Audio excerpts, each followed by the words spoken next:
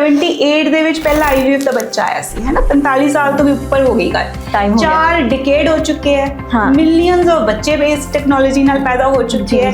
ਇੰਨੀਆਂ ਸਾਰੀਆਂ number of studies prove ਕਰ ਚੁੱਕੀਆਂ ਕਿ ਨਹੀਂ ਜੀ, IVF ਦੇ ਬੱਚੇ ਵੀ ਉਨੇ ਹੀ ਸਟਰੋਂਗ, ਉਨੇ ਹੀ ਹੈਲਦੀ, ਉਨੇ ਹੀ ਸਾਰੇ ਸੋਹਣੇ ਸੁਨੱਖੇ, ਸਭ ਉਸ ਤਰੀਕੇ ਦੇ ਹੁੰਦੇ ਜਿਵੇਂ ਕਿ ਨੌਨ IVF ਦੇ ਬੱਚੇ। ਸਭ ਤੋਂ ਵੱਡੀ ਐਗਜ਼ਾਮਪਲ ਮੈਨੂੰ ਲੱਗਦਾ ਕਿ ਸਿੱਧੂ ਮੂਸੇਵਾਲਾ ਦਾ ਜੋ ਛੋਟਾ ਭਰਾ ਹੈ ਨਾ, ਉਹ ਸਭ ਤੋਂ ਵੱਡੀ ਐਗਜ਼ਾਮਪਲ ਹੈ। ਤਾਂ ਬਸ ਦੇਖੋ ਜੀ ਕਿੰਨੀ ਵੱਡੀ ਐਗਜ਼ਾਮਪਲ ਹੈ, ਕਿੰਨੇ ਲੋਕਾਂ ਨੂੰ ਮੋਟੀਵੇਟ ਕਰ ਗਿਆ ਉਹ। ਹੁਣ ਅੱਜ ਦੇ ਜ਼ਮਾਨੇ ਦੇ ਵਿੱਚ IVF ਜਿਹੜਾ ਤੇਰੀ ਮਰਜ਼ੀ ਮੇਰੀ ਮਰਜ਼ੀ ਨਹੀਂ ਚੱਲਦੀ, ਲਾਅ ਫੋਲੋ ਕਰਨਾ ਪੈਂਦਾ। ART ਲਾਅ ਆ ਗਿਆ ਸੀ 2022 ਦੇ ਵਿੱਚ, ਤਾਂ ਤੁਸੀਂ ਇਹ ਦੇਖਣਾ ਹੈ ਕਿ ਸਾਰੀ ਲੀਗੈਲਿਟੀ ਤੁਹਾਡਾ ਕਲੀਨਿਕ ਫੋਲੋ ਕਰ ਰਿਹਾ ਕਿ ਨਹੀਂ ਕਰ ਰਿਹਾ। ਸਕਸੈਸ ਰੇਟ ਦੀ ਗੱਲ ਕੀਤੀ ਹੈ, ਹੁਣ ਮੈਨੂੰ ਸਕਸੈਸ ਰੇਟ ਤੋਂ ਯਾਦ ਆਇਆ ਕਿ ਕਾਫੀ ਕਲੀਨਿਕਸ ਕਹਿੰਦੇ ਨੇ ਕਿ IVF ਟ੍ਰੀਟਮੈਂਟ 100% ਸਕਸੈਸ ਰੇਟ ਦਿੰਦਾ ਹੈ। ਸੱਚੀ 100% ਸਕਸੈਸ ਰੇਟ ਹੈ ਇਹਦਾ? ਮੈਂ ਹਮੇਸ਼ਾ ਕਹਿੰਦੀ ਹਾਂ ਜਿਹੜੀ ਗੱਲ too good to be true ਹੋਵੇ ਉਹ ਜਨਰਲੀ ਟਰੂ ਨਹੀਂ ਹੁੰਦੀ। ਅੱਛਾ, ਅਸੀਂ ਡਾਕਟਰ ਆ, ਸਾਨੂੰ ਡਾਕਟਰ ਰਹਿਣ ਦਿਓ, ਰੱਬ ਦਾ ਕੰਮ ਰੱਬ ਨੂੰ ਕਰਨ ਦਿਓ। ਸਤਿ ਸ਼੍ਰੀ ਅਕਾਲ, ਨਮਸਕਾਰ, ਮੈਂ ਜਸਕਰਨਦੀਪ ਕੌਰ, ਤੁਹਾਡੀ ਹੋਸਟ ਤੇ ਦੋਸਤ। ਤੁਹਾਡੇ ਸਾਰਿਆਂ ਦਾ ਸਵਾਗਤ ਹੈ ਸਾਡੇ ਬ੍ਰੈਂਡ ਨਿਊ ਐਪੀਸੋਡ ਖੁਸ਼ਖਬਰੀ ਕਾ ਮੰਤਰ ਦੇ ਵਿੱਚ। ਮੇਰੇ ਨਾਲ ਹਾਜ਼ਰ ਨੇ doctor Reema, fertility specialist from Chandigarh. Ma'am, ਬਹੁਤ ਸਵਾਗਤ ਹੈ ਸਾਡੇ ਇਸ ਪੋਡਕਾਸਟ ਦੇ ਵਿੱਚ। ਅੱਜ ਦਾ ਪੋਡਕਾਸਟ ਅਸੀਂ ਪੰਜਾਬ ਚੰਡੀਗੜ੍ਹ ਦੇ ਵਿੱਚ ਕਰ ਰਹੇ ਹਾਂ, ਤੇ ਤੁਹਾਨੂੰ ਸਭ ਨੂੰ ਪਤਾ ਹੈ ਕਿ ਪੰਜਾਬ ਆਪਣੀ ਰਿਚ ਵੈਲਿਊਜ਼ ਦੇ ਨਾਲ ਜਾਣਿਆ ਜਾਂਦਾ ਹੈ, ਪਰ ਫਿਰ ਵੀ ਕਈ ਕਪਲਸ ਉਹਨਾਂ ਦੇ ਸੁਪਨੇ ਅਧੂਰੇ ਰਹਿ ਜਾਂਦੇ ਨੇ, ਫੈਮਿਲੀ ਕੰਪਲੀਟ ਨਹੀਂ ਕਰ ਪਾਉਂਦੇ।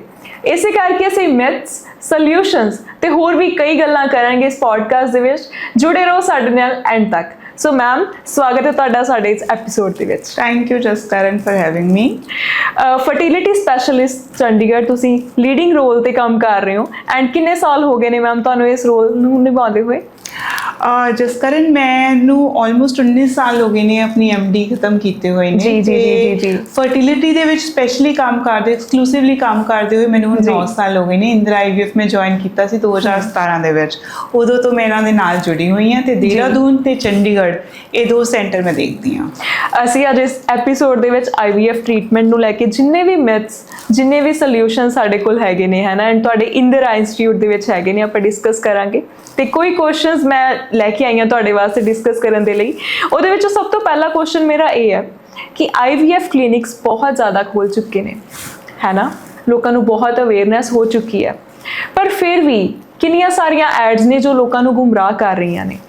ਕੋਈ ਐਡ ਦੇ ਵਿੱਚ ਕਿਹਾ ਜਾਂਦਾ ਹੈ ਕਿ 25,000 ਦੇ ਵਿੱਚ ਟ੍ਰੀਟਮੈਂਟ ਕਰਵਾਓ, ਕਿਸੇ ਐਡ ਦੇ ਵਿੱਚ ਕਿਹਾ ਜਾਂਦਾ ਹੈ ਕਿ ਫ੍ਰੀ ਟ੍ਰੀਟਮੈਂਟ ਕਰਵਾਓ, ਕਿਸੇ ਐਡ ਦੇ ਵਿੱਚ ਕਿਹਾ ਜਾਂਦਾ ਹੈ ਕਿ ਜੇਕਰ ਤੁਹਾਡਾ ਇਲਾਜ ਨਾ ਕਰ ਸਕੇ ਤਾਂ ਫਿਰ ਸਾਰੇ ਪੈਸੇ ਵਾਪਸ, ਹੈ ਨਾ। ਹੁਣ ਕਾਮਨ ਮਿਥ ਅਸੀਂ ਹੁਣ ਸੁਣ ਰਹੇ ਹਾਂ ਕਿ IVF ਟ੍ਰੀਟਮੈਂਟ ਜਿਹੜਾ ਹੈ ਸੋਲਿਊਸ਼ਨ ਦਿੰਦਾ ਹੈ, ਪਰ ਪੈਰੈਂਟ ਜਿਹਨੇ ਪੈਰੈਂਟ ਬਣਨਾ ਹੈ ਜਿਸ ਕਪਲ ਨੇ, ਉਹ ਕਿਹਦੇ ਕੋਲ ਜਾਵੇ, ਕਿਸ ਕਲੀਨਿਕ ਦੇ ਕੋਲ ਜਾਵੇ? ਬਿਲਕੁਲ ਹੀ ਤੁਸੀਂ ਨਾ ਜਿਹਨੂੰ ਕਹਿੰਦੇ ਨਵਜ ਪਕੜੀ ਹੈ ਪਹਿਲੇ ਸਵਾਲ ਦੇ ਵਿੱਚ ਹੀ। ਗੱਲ ਤੁਹਾਡੀ ਸਹੀ ਹੈ। IVF ਪ੍ਰੈਕਟਿਸ ਮੈਂ ਸ਼ੁਰੂ ਕੀਤੀ ਸੀ, ਲਾਈਕ ਆਈ ਸੈਡ 9-10 ਸਾਲ ਹੋ ਗਏ ਨੇ। ਜੀ। ਉਦੋਂ ਜਦੋਂ ਅਸੀਂ ਸ਼ੁਰੂ ਕੀਤਾ ਸੀ ਨਾ, ਉਦੋਂ ਬਹੁਤ ਔਖਾ ਹੁੰਦਾ ਸੀ। ਉਦੋਂ it used to be, it still is taboo ਜਿਹਨੂੰ ਅਸੀਂ ਕਹੀਦਾ ਹੈ। ਲੋਕੀ ਅੱਗੇ ਨਹੀਂ ਸੀ ਆਉਂਦੇ ਟ੍ਰੀਟਮੈਂਟ ਵਾਸਤੇ, ਹੈ ਨਾ। ਤੇ ਜਦੋਂ ਅਸੀਂ ਕਲੀਨਿਕ ਖੋਲ੍ਹਿਆ ਉਦੋਂ ਬੜਾ ਔਖਾ ਹੁੰਦਾ ਸੀ। ਸਿਰਫ ਲੇਡੀਜ਼ ਆਉਂਦੀਆਂ ਸੀ, ਉਹ ਵੀ ਕਦੀ ਆਪਣੀ ਦਰਾਣੀ ਨਾਲ, ਕਦੀ ਸੱਸ ਨਾਲ ਆ ਗਈਆਂ, ਤੇ ਬਹੁਤ ਹੀ ਔਖਾ ਹੁੰਦਾ ਸੀ, ਖਾਸ ਕਰ ਮੇਲ ਪਾਰਟਨਰ ਨੂੰ ਤਾਂ ਅੱਗੇ ਲੈ ਕੇ ਆਉਣਾ।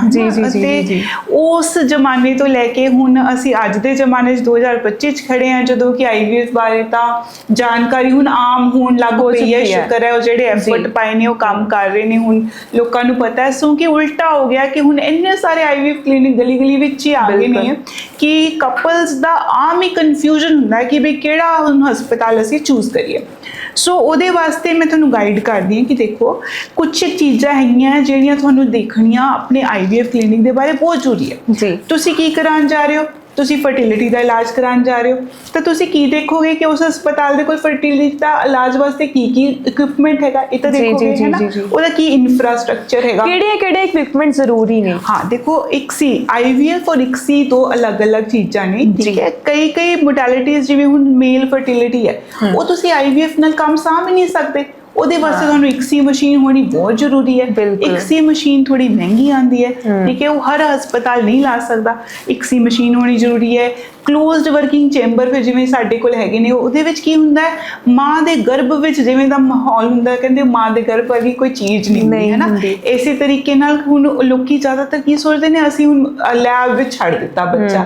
ਇਹ ਨਹੀਂ ਹੈਗਾ, ਤੁਹਾਡਾ ਕਲੋਜ਼ਡ ਵਰਕਿੰਗ ਚੈਂਬਰ ਅਸੀਂ ਮੰਗਾਏ ਹੋਏ ਨੇ, ਆਸਟ੍ਰੇਲੀਆ ਤੋਂ ਅਸੀਂ ਇੰਪੋਰਟ ਕੀਤੀ ਸੀ ਟੈਕਨੋਲੋਜੀ, ਜਿਸ 'ਚ ਬਿਲਕੁਲ ਉਹੀ ਮਾਹੌਲ ਹੁੰਦਾ ਜਿਹੜਾ ਮਾਂ ਦੇ ਗਰਭ ਵਿੱਚ ਬੱਚੇ ਨੂੰ ਮਿਲਦਾ ਹੈ ਨਾ।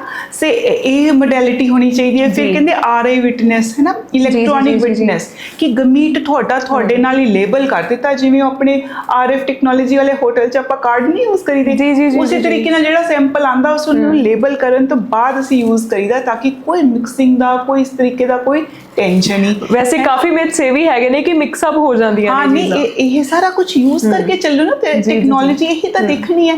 ਲੀਗੈਲਿਟੀਜ਼, ਹੁਣ ਅੱਜ ਦੇ ਜ਼ਮਾਨੇ ਦੇ ਵਿੱਚ IVF ਜਿਹੜਾ ਤੇਰੀ ਮਰਜ਼ੀ ਮੇਰੀ ਮਰਜ਼ੀ ਨਹੀਂ ਚੱਲਦੀ, ਲਾਅ ਫੋਲੋ ਕਰਨਾ ਪੈਂਦਾ। ART ਲਾਅ ਆ ਗਿਆ ਸੀ 2022 ਦੇ ਵਿੱਚ, ਤਾਂ ਤੁਸੀਂ ਇਹ ਦੇਖਣਾ ਹੈ ਕਿ ਸਾਰੀ ਲੀਗੈਲਿਟੀਜ਼ ਤੁਹਾਡਾ ਕਲੀਨਿਕ ਫੋਲੋ ਕਰ ਰਿਹਾ ਕਿ ਨਹੀਂ, ਕਾਗਜ਼ ਤੁਹਾਨੂੰ ਦੇ ਰਿਹਾ। ਆਮ ਹੀ ਮੇਰੇ ਕੋਲ ਕਪਲ ਆਉਂਦੇ ਨੇ, ਮੈਡਮ ਸਾਨੂੰ ਗੱਲਬਾਤ ਵਿੱਚ ਹੀ ਉਹਨਾਂ ਨੇ ਕਹਿਤਾ ਸੀ ਕਰ ਦਾਂਗੇ, ਕਾਗਜ਼ ਨਹੀਂ ਮਿਲਣਗੇ। ਨਹੀਂ, ਪਰ ਇਹ ਤੁਸੀਂ ਦੇਖਣਾ ਨਾ, ਕਾਗਜ਼ ਤੁਹਾਡੇ, ਬੱਚਾ ਤੁਹਾਡਾ, ਉਹਨਾਂ ਵਾਸਤੇ ਤੁਸੀਂ ਕੇਸ ਹੋ ਸਕਦੇ ਹੋ, ਪਰ ਤੁਹਾਡੇ ਵਾਸਤੇ ਤਾਂ ਤੁਹਾਡਾ ਲਾਈਫ ਹੈ, ਤੁਹਾਡੀ ਬੱਚੇ ਦੀ ਲਾਈਫ ਹੈ, ਅੱਗੇ ਜਾ ਕੇ ਕੋਈ ਲੀਗਲ ਟਰਬਲ ਤੁਹਾਨੂੰ ਨਹੀਂ ਆਣੀ ਚਾਹੀਦੀ। ਇਹ ਸਭ ਕੁਝ ਦੇਖਣਾ ਹੈ। ਫਿਰ ਮੇਲ ਇਨਫਰਟਿਲਿਟੀ ਵਾਸਤੇ ਜਿਵੇਂ ਕਿ XC ਮਸ਼ੀਨ, ਇਸੇ ਤਰੀਕੇ ਨਾਲ ਮੇਲ ਸੌਰਟਿੰਗ ਮਸ਼ੀਨਸ ਹੈਗੀਆਂ, ਸਪਰਮ ਸਪੌਟਿੰਗ ਮਸ਼ੀਨਸ ਹੈਗੀਆਂ ਕਿ ਨਹੀਂ, ਉਹਨਾਂ ਕੋਲ ਕੀ ਯੂਜ਼ ਕਰ ਰਹੇ ਨੇ, ਹੈ ਨਾ, ਟੀਸਾ ਦੀ ਟੈਕਨੋਲੋਜੀ, ਇਹ ਸਾਰੇ ਇਨਫਰਾਸਟ੍ਰਕਚਰ ਦੇਖਣਾ ਬਹੁਤ ਜ਼ਰੂਰੀ ਆ।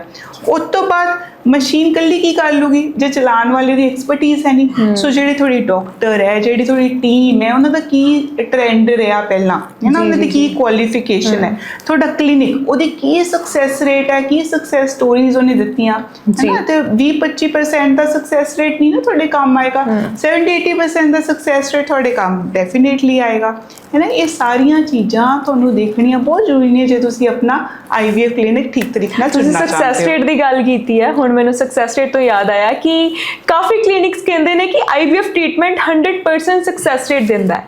ਸੱਚੀ 100% ਸਕਸੈਸ ਰੇਟ ਹੈ ਇਹਦਾ?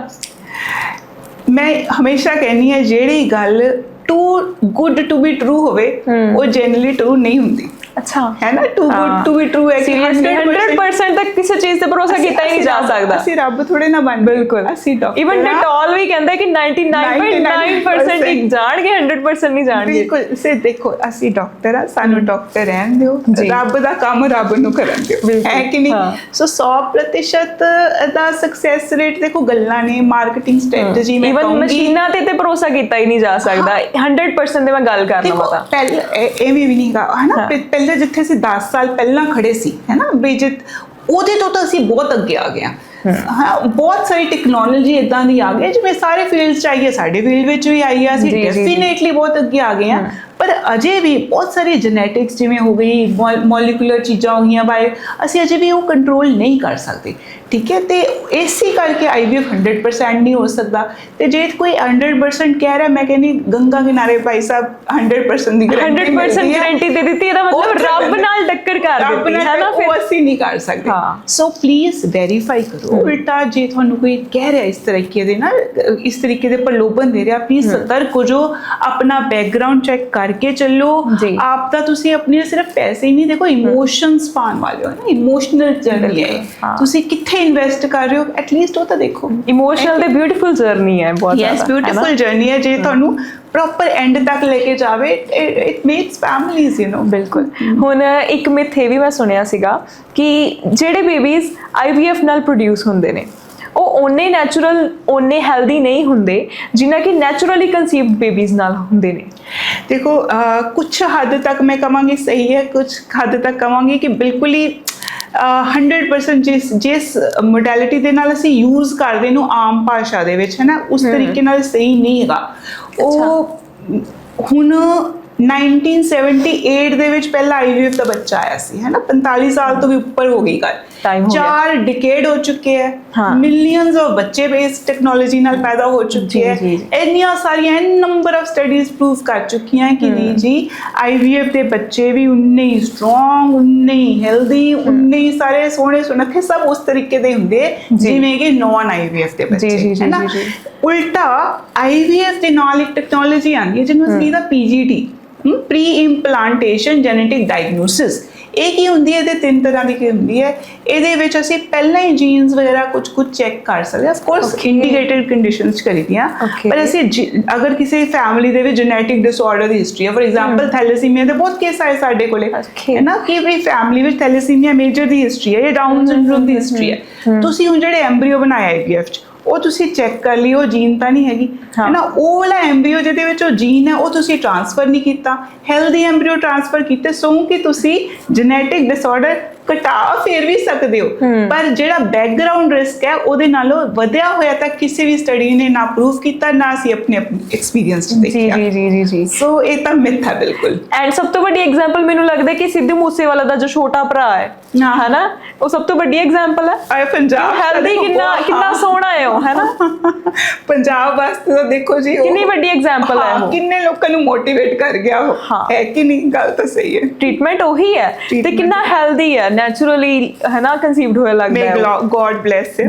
ਸਭ ਸਹੀ ਹੈ। ਹਾਂਜੀ, ਹੁਣ ਅਗਲਾ ਮਿਥ ਜਿਹੜਾ ਆਪਾਂ ਇਹ ਵੀ ਸੁਣਿਆ ਹੈ ਕਿ IVF ਟ੍ਰੀਟਮੈਂਟ ਸਿਰਫ ਅਮੀਰ ਲੋਕਾਂ ਦੇ ਵੱਸ ਦੀ ਗੱਲ ਹੈ ਨਾ, ਸਿਰਫ ਅਮੀਰ ਲੋਕੀ ਕਰਾ ਸਕਦੇ ਨੇ, ਲੱਖਾਂ ਦਾ ਟ੍ਰੀਟਮੈਂਟ ਹੈ, ਕੀ ਇਹ ਸੱਚ ਹੈ? ਦੇਖੋ, ਜਦੋਂ 10 ਸਾਲ ਪਹਿਲਾਂ ਦੀ ਜਿਵੇਂ ਗੱਲ ਕਰਾਂ, ਹੈ ਨਾ, ਗੱਲ ਸਹੀ ਸੀ ਕਿ ਵੀ ਕਿਸੇ ਮੈਟਰੋ ਦੇ ਵਿੱਚ ਹੀ ਅਵੇਲੇਬਲ ਹੁੰਦਾ ਸੀ, ਵੱਡੇ ਹਸਪਤਾਲਾਂ ਜਾਣਾ ਪੈਂਦਾ ਸੀ, ਹੈ ਨਾ, ਤੇ ਓਬਵੀਅਸਲੀ ਉਸ ਵੇਲੇ ਤਾਂ ਸਾਈਕਲ ਦੀ ਆਲਮੋਸਟ ਇੱਕ IVF ਕਰਾਉਣ ਵਾਸਤੇ 7-8 ਲੱਖ ਲੱਗ ਜਾਣਾ ਆਮ ਜੀ ਗੱਲ ਸੀ, ਹੈ ਨਾ, ਫਿਰ ਆਉਣ ਜਾਣ ਦਾ ਖਰਚਾ, ਉੱਥੇ ਜਾ ਕੇ ਰਹਿਣ ਦਾ ਖਰਚਾ। ਹੁਣ ਜਿਵੇਂ ਕਾਰਪੋਰੇਟ ਚੇਨਸ ਆਈਆਂ, ਜਿਵੇਂ ਸਾਡਾ ਇੰਦਰਾ IVF ਹੈ, ਸਭ ਤੋਂ ਪੁਰਾਣਾ ਕਾਰਪੋਰੇਟ ਚੇਨ ਹੈ ਜਿਹਨੇ ਆਰਗੇਨਾਈਜ਼ਡ ਸੈਕਟਰ ਦੇ ਵਿੱਚ IVF ਸ਼ੁਰੂ ਕੀਤਾ। 2011 ਤੋਂ ਇਹ ਕਹਾਣੀ ਸ਼ੁਰੂ ਹੋਈ ਸੀ, ਅੱਜ ਆਲਮੋਸਟ 180 ਤੋਂ ਵੀ ਉੱਪਰ ਸੈਂਟਰ ਆਪਣੇ ਆਲ ਓਵਰ ਇੰਡੀਆ, ਔਰ ਸਿਰਫ ਮੈਟਰੋਜ਼ ਵਿੱਚ ਨਹੀਂ ਹੈ, ਇਹਨਾਂ ਨੇ ਵਧੀਆ ਗੱਲ ਕੀ ਕੀਤੀ ਹੈ, ਟੀਅਰ 2 ਟੀਅਰ 3 ਸਿਟੀਜ਼ ਵਿੱਚ ਵੀ ਆ ਗਏ, ਹੈ ਨਾ। ਹੁਣ ਜਿਵੇਂ ਅਸੀਂ ਛੋਟੇ ਸ਼ਹਿਰਾਂ ਵਿੱਚ ਵੀ ਬੈਠੇ ਹਾਂ, ਮੈਂ ਦੇਹਰਾਦੂਨ ਵਿੱਚ ਵੀ ਦੇਖ ਸਕਦੀ, ਦੇਹਰਾਦੂਨ ਦੇ ਬੰਦੇ ਨੂੰ ਦਿੱਲੀ ਮੁੰਬਈ ਨਹੀਂ ਜਾਣਾ, ਉੱਥੇ ਹੀ ਕਰਾ ਲੈਂਦਾ, ਚੰਡੀਗੜ੍ਹ ਉੱਥੇ ਹੀ ਕਰਾ ਲੈਂਦਾ, ਪੰਜਾਬ ਦੇ ਹਰ ਸ਼ਹਿਰ ਦੇ ਵਿੱਚ ਵੀ ਖੁੱਲ ਚੁੱਕੇ ਨੇ, ਕਿੰਨੇ ਸਾਰੇ ਨੇ, ਹੈ ਨਾ। ਤਾਂ ਇਹ ਜਿਹਨੂੰ ਕਹਿੰਦੇ ਵਾਈਡ ਸਪਰੈਡ ਜਦੋਂ ਯੂਜ਼ ਹੋ ਜਾਂਦੀ ਹੈ, ਜਦੋਂ ਜ਼ਿਆਦਾ ਕੰਜ਼ਿਊਮਰ ਹੋ ਜਾਂਦੇ ਹੈ, ਤਾਂ ਪਰ ਪਰਸਨ ਜਿਹੜੀ ਕਾਸਟ ਹੈ ਉਹ ਘਟਦੀ ਹੈ, ਸੋ ਉਹ ਵੀ ਘਟੀ ਹੈ, ਠੀਕ ਹੈ। ਪਲੱਸ ਮਿਡਲ ਕਲਾਸ ਦਾ ਜਿਹਨੂੰ ਕਹਿੰਦੇ ਆ, ਉਸ ਤੋਂ ਲੈ ਕੇ ਹੁਣ ਤੱਕ ਦਾ ਅਹੁਦਾ ਵੀ ਵਧਿਆ, ਤੇ ਮੈਂ ਤਾਂ ਮੇਰੇ ਕੋਲ ਕੋਈ ਏਦਾਂ ਕੋਈ ਅਮੀਰ ਸਿਰਫ ਥੋੜੇ ਨਾ ਆਉਂਦੇ ਨੇ। ਹਾਂ, ਅਮੀਰ ਲੋਕਾਂ ਤੋਂ ਸਾਨੂੰ ਕਿਉਂ ਮੈਂਟੈਲਿਟੀ ਬਣੀ ਹੈ, ਕਿਉਂਕਿ ਅਸੀਂ ਸੋਸ਼ਲ ਮੀਡੀਆ ਪਲੇਟਫਾਰਮਸ ਤੇ ਦੇਖਦੇ ਹਾਂ ਵੱਡੀਆਂ ਵੱਡੀਆਂ ਸੈਲੀਬ੍ਰਿਟੀਜ਼ ਇਹਨੂੰ ਇੰਡੋਰਸ ਕਰਦੀਆਂ ਦੀ, ਦੇਖੋ ਜੀ ਮੇਰਾ IVF ਨਾਲ ਹੋਇਆ, ਜਾਂ ਮੈਂ ਐਗ ਫਰੀਜ਼ਿੰਗ ਕਰਾ ਲਈ, ਹੈ ਨਾ, ਤਾਂ ਸਾਨੂੰ ਦੇਖ ਕੇ ਲੱਗਦਾ ਲਗਜ਼ਰੀ ਵਾਲੀ ਫੀਲਿੰਗ ਆਉਂਦੀ ਕਿ ਇਹ ਸਿਰਫ ਉਹੀ ਕਰਾ ਸਕਦੇ। ਬਿਲਕੁਲ ਜੀ, ਪਰ ਦੇਖੋ ਉਹ ਇਹ ਨਾ ਮੀਡੀਆ ਨੇ ਯੂਜ਼ ਕਰ ਰਿਹਾ ਇਸ ਮੀਡੀਅਮ ਨੂੰ ਆਪਣੇ ਨੂੰ, ਕਿਉਂਕਿ ਕਹਿੰਦੇ ਨਾ ਕਿ ਜਦੋਂ ਕੋਈ ਇਨਫਲੂਐਂਸ਼ੀਅਲ ਬੰਦਾ ਇਸ ਬਾਰੇ ਗੱਲ ਕਰਦਾ ਹੈ ਤਾਂ ਆਮ ਬੰਦੇ ਨੂੰ ਵੀ ਲੱਗਦਾ ਹੈ ਕਿ ਵੀ ਉਹ ਰਿਲੇਟ ਕਰ ਪਾਉਂਦਾ ਹੈ, ਉਹਨੂੰ ਇਹ ਗੱਲ ਲੱਗਦੀ ਕਿ ਇਹ ਚੀਜ਼ ਫੋਲੋ ਕਰਨੀ ਚਾਹੀਦੀ। ਬਿਲਕੁਲ, ਸੋ ਇਸ ਨੂੰ ਉਸ ਤਰੀਕੇ ਨਾਲ ਹੀ ਦੇਖੋ। ਫਿਰ ਉਸ ਤੋਂ ਬਾਅਦ ਅੱਜ ਕੱਲ੍ਹ ਦੇ ਜ਼ਮਾਨੇ ਵਿੱਚ ਤਾਂ ਨਾ IVF ਸਟਰਕਚਰਡ ਹੋ ਚੁੱਕਾ, ਪੇਮੈਂਟ ਸਕੀਮਸ ਡਿਫਰੈਂਟ ਆ ਗਈਆਂ ਨੇ, ਇੰਸ਼ੋਰੈਂਸ ਕਈ ਕੰਪਨੀਆਂ ਨੇ ਚੁੱਕਣੀ ਸ਼ੁਰੂ ਕਰਤੀ, EMI ਆਪਸ਼ਨਸ ਵੀ ਮਿਲ ਜਾਂਦੀਆਂ ਨੇ, 0% ਇੰਟਰਸਟ ਤੇ ਵੀ ਮਿਲ ਸੋ ਆਮ ਬੰਦਾ, ਇੱਕ ਮਿਡਲ ਕਲਾਸ ਦਾ ਬੰਦਾ, ਸਾਡੇ ਕੋਲ ਇਸ 80% ਪੇਸ਼ੈਂਟਸ ਏਸੀ ਵਰਗ ਦਾ ਹੈਗਾ, ਆਰਾਮ ਨਾਲ ਅੱਜਕੱਲ ਕਰਾ ਸਕਦੇ ਨੇ IVF। ਓਕੇ, ਸੋ ਮਤਲਬ ਕਿ ਇੰਨਾ ਜ਼ਿਆਦਾ ਵੀ ਨਹੀਂ ਹੈਗਾ, ਕਾਸਟਲੀ ਨਹੀਂ ਹੈਗਾ, ਤੁਸੀਂ ਆਪਣੀ ਪਲੈਨਿੰਗ ਕਰਕੇ ਚੱਲੋ, ਜਿਵੇਂ ਕੋਈ ਵੀ ਟ੍ਰੀਟਮੈਂਟ ਕਰਾਉਣਾ ਹੈ ਇਹਨੂੰ ਵੀ ਤੁਸੀਂ ਪਲੈਨਿੰਗ ਕਰਕੇ ਚੱਲੋ, ਤੁਸੀਂ ਕਰਾ ਸਕਦੇ ਹੋ ਆਪਣੀ ਫਾਈਨੈਂਸ਼ੀਅਲ ਪਲੈਨਿੰਗ ਦੇ ਨਾਲ। ਸੋ ਆਪਾਂ ਇੱਥੇ ਅਮੀਰ ਲੋਕਾਂ ਦੀ ਗੱਲ ਕੀਤੀ ਹੈ ਨਾ, ਕਿ ਇੱਕ ਸਟੇਟਸ ਵੀ ਬਣ ਚੁੱਕਿਆ ਕਿਤੇ ਨਾ ਕਿਤੇ। ਲੋਕੀ ਅੱਜਕੱਲ ਫੀਮੇਲਸ ਕੀ ਕਰਦੀਆਂ ਕਿ ਸਾਨੂੰ ਕੋਈ ਪੇਨ ਨਾ ਚੱਲਣੀ ਪਵੇ, ਹੈ ਨਾ, ਕਿ ਚਲੋ ਸਟੇਟਸ ਦੀ ਗੱਲ ਤੋਂ ਅਲੱਗ ਦੀ ਵੀ ਗੱਲ ਕਰਾਂ, ਆਪਾਂ ਪੁਰਾਣੇ ਜ਼ਮਾਨੇ ਦੀ ਵੀ ਗੱਲ ਕੀਤੀ ਕਿ ਪਹਿਲਾਂ ਕੀ ਹੁੰਦਾ ਸੀ ਕਿ ਲੋਕੀ ਬਹੁਤ ਸ਼ੇਮ ਮਹਿਸੂਸ ਕਰਦੇ ਸੀ, ਆਪਣੀ ਇਹ ਪ੍ਰੋਬਲਮ ਦੱਸਦੇ ਕਿ ਅਸੀਂ ਪ੍ਰੈਗਨੈਂਟ ਨਹੀਂ ਹੋ ਸਕਦੇ। ਲੇਡੀਜ਼ ਆਪਣੇ ਹਸਬੈਂਡ ਨੂੰ ਵੀ ਦੱਸਣ ਤੋਂ ਪਹਿਲਾਂ ਆਪਣੇ ਮਦਰ ਇਨ ਲਾਅ ਨੂੰ ਦੱਸਦੀ ਸੀ, ਤੇ ਹਸਬੈਂਡ ਨੂੰ ਵੀ ਨਹੀਂ ਇੰਨਾ ਜ਼ਿਆਦਾ ਦੱਸਦੀਆਂ ਹੁੰਦੀਆਂ ਸੀ ਕਿ ਪ੍ਰੋਬਲਮ ਹੈ ਕੀ ਹੈ ਨਾ। ਨਾਰਮਲੀ ਪੰਜਾਬ ਦੀ ਗੱਲ ਕਰਾਂ ਤੇ ਇਹ ਚੀਜ਼ ਤੇ ਬਹੁਤ ਜ਼ਿਆਦਾ ਗੱਲ ਕਰ ਲੈ, ਹਾਂ, ਜੇ ਕਿਸੇ ਨੇ ਕਰ ਲੈਣੀ ਤਾਂ ਕਰਦੇ ਹੀ, ਹਸਬੈਂਡ ਨੂੰ ਵੀ ਕੁਝ ਜ਼ਿਆਦਾ ਪਤਾ ਨਹੀਂ ਹੁੰਦਾ ਸੀਗਾ। ਬਟ ਅੱਜ ਕੱਲ ਕਾਫੀ ਜ਼ਮਾਨਾ ਬਦਲ ਚੁੱਕਿਆ। ਪਰ ਮੈਂ ਇਹ ਗੱਲ ਕਰਨਾ ਚਾਹੁੰਦੀ ਹਾਂ ਕਿ ਪਹਿਲਾਂ ਤੇ ਸ਼ੇਮਫੁਲ ਮੰਨਦੇ ਹੁੰਦੇ ਸੀ ਕਿ ਅਸੀਂ ਕਿਸੇ ਤੋਂ ਇਲਾਜ ਨਹੀਂ ਕਰਾਉਣਾ, ਜੇ ਕਿਸੇ ਨੂੰ ਇਲਾਜ ਕਰਾਉਣਾ ਪੈਂਦਾ ਇਟ ਮੀਨਸ ਉਹ ਲੇਡੀ ਆਪਾਂ ਕਹਿ ਦਿੰਦੇ ਕਲੰਕ ਹੁੰਦੀ ਹੈ, ਲਾਈਕ ਬਾਂਸ ਦੇ ਨਾਮ ਦਿੱਤਾ ਜਾਂਦਾ ਹੈ, ਕਿੰਨਾ ਕੁਝ ਸੁਣਨਾ ਪੈਂਦਾ ਸੀ ਲੇਡੀਜ਼ ਨੂੰ, ਹੈ ਨਾ। ਬਟ ਅੱਜ ਕੱਲ ਇਹ ਪ੍ਰਾਇੋਰਟੀ ਦੇ ਵਿੱਚ ਆ ਚੁੱਕੀ ਹੈ ਚੀਜ਼। ਤੁਸੀਂ ਮੰਨਦੇ ਹੋ ਇਹ ਚੀਜ਼ ਨੂੰ? ਹਾਂ ਬਿਲਕੁਲ we have come across like I said ਸ਼ੁਰੂ ਵਿੱਚ ਹੀ ਮੈਂ ਕਿਹਾ ਕਿ ਵੀ ਅਸੀਂ ਜਦੋਂ ਅਸੀਂ ਸ਼ੁਰੂ ਕੀਤਾ ਸੀ ਅਸੀਂ ਸਿਰਫ ਅਵੇਅਰਨੈਸ ਕੈਂਪਸ ਕਰੀਦੇ ਹੁੰਦੇ ਸੀ ਹੈ ਨਾ ਮਤਲਬ ਉਹ ਕਿਤੇ ਵੀ ਕਰ ਲਈ ਕਦੀ ਅਸੀਂ ਮੰਦਰਾਂ ਦੇ ਵਿੱਚ ਕਰੀਦਾ ਸੀ ਕਦੀ NGO ਵਾਲਾ ਕਿਸੇ ਨੂੰ ਅਵੇਅਰਨੈਸ ਹੈਗੀ ਉਹਨੂੰ ਕਰ ਦਿੱਤਾ ਕਦੀ ਛੋਟੇ ਛੋਟੇ ਅਸੀਂ ਮੈਰਿਜ ਪੈਲੇਸਿਸ ਦੇ ਵਿੱਚ ਵੀ ਕੈਂਪ ਲਾਈਦੇ ਸੀ ਉੱਥੇ ਅਸੀਂ ਫ੍ਰੀ ਕੰਸਲਟੇਸ਼ਨ ਕੈਂਪ ਕਰੀਦੇ ਸੀ ਸੋਸ਼ਲ ਮੀਡੀਆ ਵੀ ਨਹੀਂ ਸੀਗਾ ਇਹ ਵੀ ਫਰਕ ਪੈਂਦਾ ਸੀ ਹੈ ਨਾ ਹੁਣ ਅੱਜ ਕੱਲ੍ਹ ਤਾਂ ਸੋਸ਼ਲ ਮੀਡੀਆ ਹੈਗਾ ਸੋ ਵੀ ਹੈਵ ਕਮ ਅ ਲੌਂਗ ਵੇ ਅੱਜ ਕੱਲ੍ਹ ਥੈਂਕਫੁਲੀ ਕਪਲਸ ਆਉਂਦੇ ਨੇ ਪਹਿਲਾਂ ਸਾਡੇ ਕੋਲ 40 ਪਾਰ ਹੀ ਆਉਂਦੇ ਸੀ 45 ਪਾਰ ਹੀ ਆਉਂਦੇ ਸੀ ਉਮਰ ਵੱਡੀ ਵੱਡੀ ਉਮਰ ਤੇ ਆਉਂਦੇ ਸੀ ਹੁਣ ਕਪਲਸ ਅਵੇਅਰ ਹੋਣ ਲੱਗ ਪਏ ਨੇ ਵਿਆਹ ਤੋਂ 2-3 ਸਾਲ ਬਾਅਦ ਦੇਖਿਆ ਨਹੀਂ ਹੋਇਆ ਗਾਇਨਿਕ ਨੂੰ ਕੀਤਾ ਫਿਰ ਵੀ ਨਹੀਂ ਹੋਇਆ 1-2 ਸਾਲ ਆ ਜਾਂਦੇ ਨੇ ਹੁਣ ਟਾਈਮਲੀ ਕਾਫੀ ਹੱਦ ਤੱਕ ਪਹਿਲੇ ਨਾਲੋਂ ਔਰ ਸਹੀ ਵੀ ਹੈ ਜੇ ਤੁਸੀਂ ਆਪਣੀ ਸਹੀ ਚੀਜ਼ ਸਹੀ ਟਾਈਮ ਤੇ ਕਰਾ ਲਓਗੇ ਕਿੰਨੀਆਂ ਸਾਰੀਆਂ ਪ੍ਰੋਬਲਮਸ ਹੈ ਜਿਹੜੀਆਂ ਕਿ ਹੁਣ ਜਿਵੇਂ ਟਿਊਬ ਬਲੌਕਡ ਹੈ ਤਾਂ ਤੁਹਾਡੀ ਉਮਰ ਚਾਹੇ 22 ਸਾਲ ਦੀ ਹੈ 23 ਸਾਲ ਦੀ ਹੈ ਕਿ 40 ਸਾਲ ਦੀ ਹੈ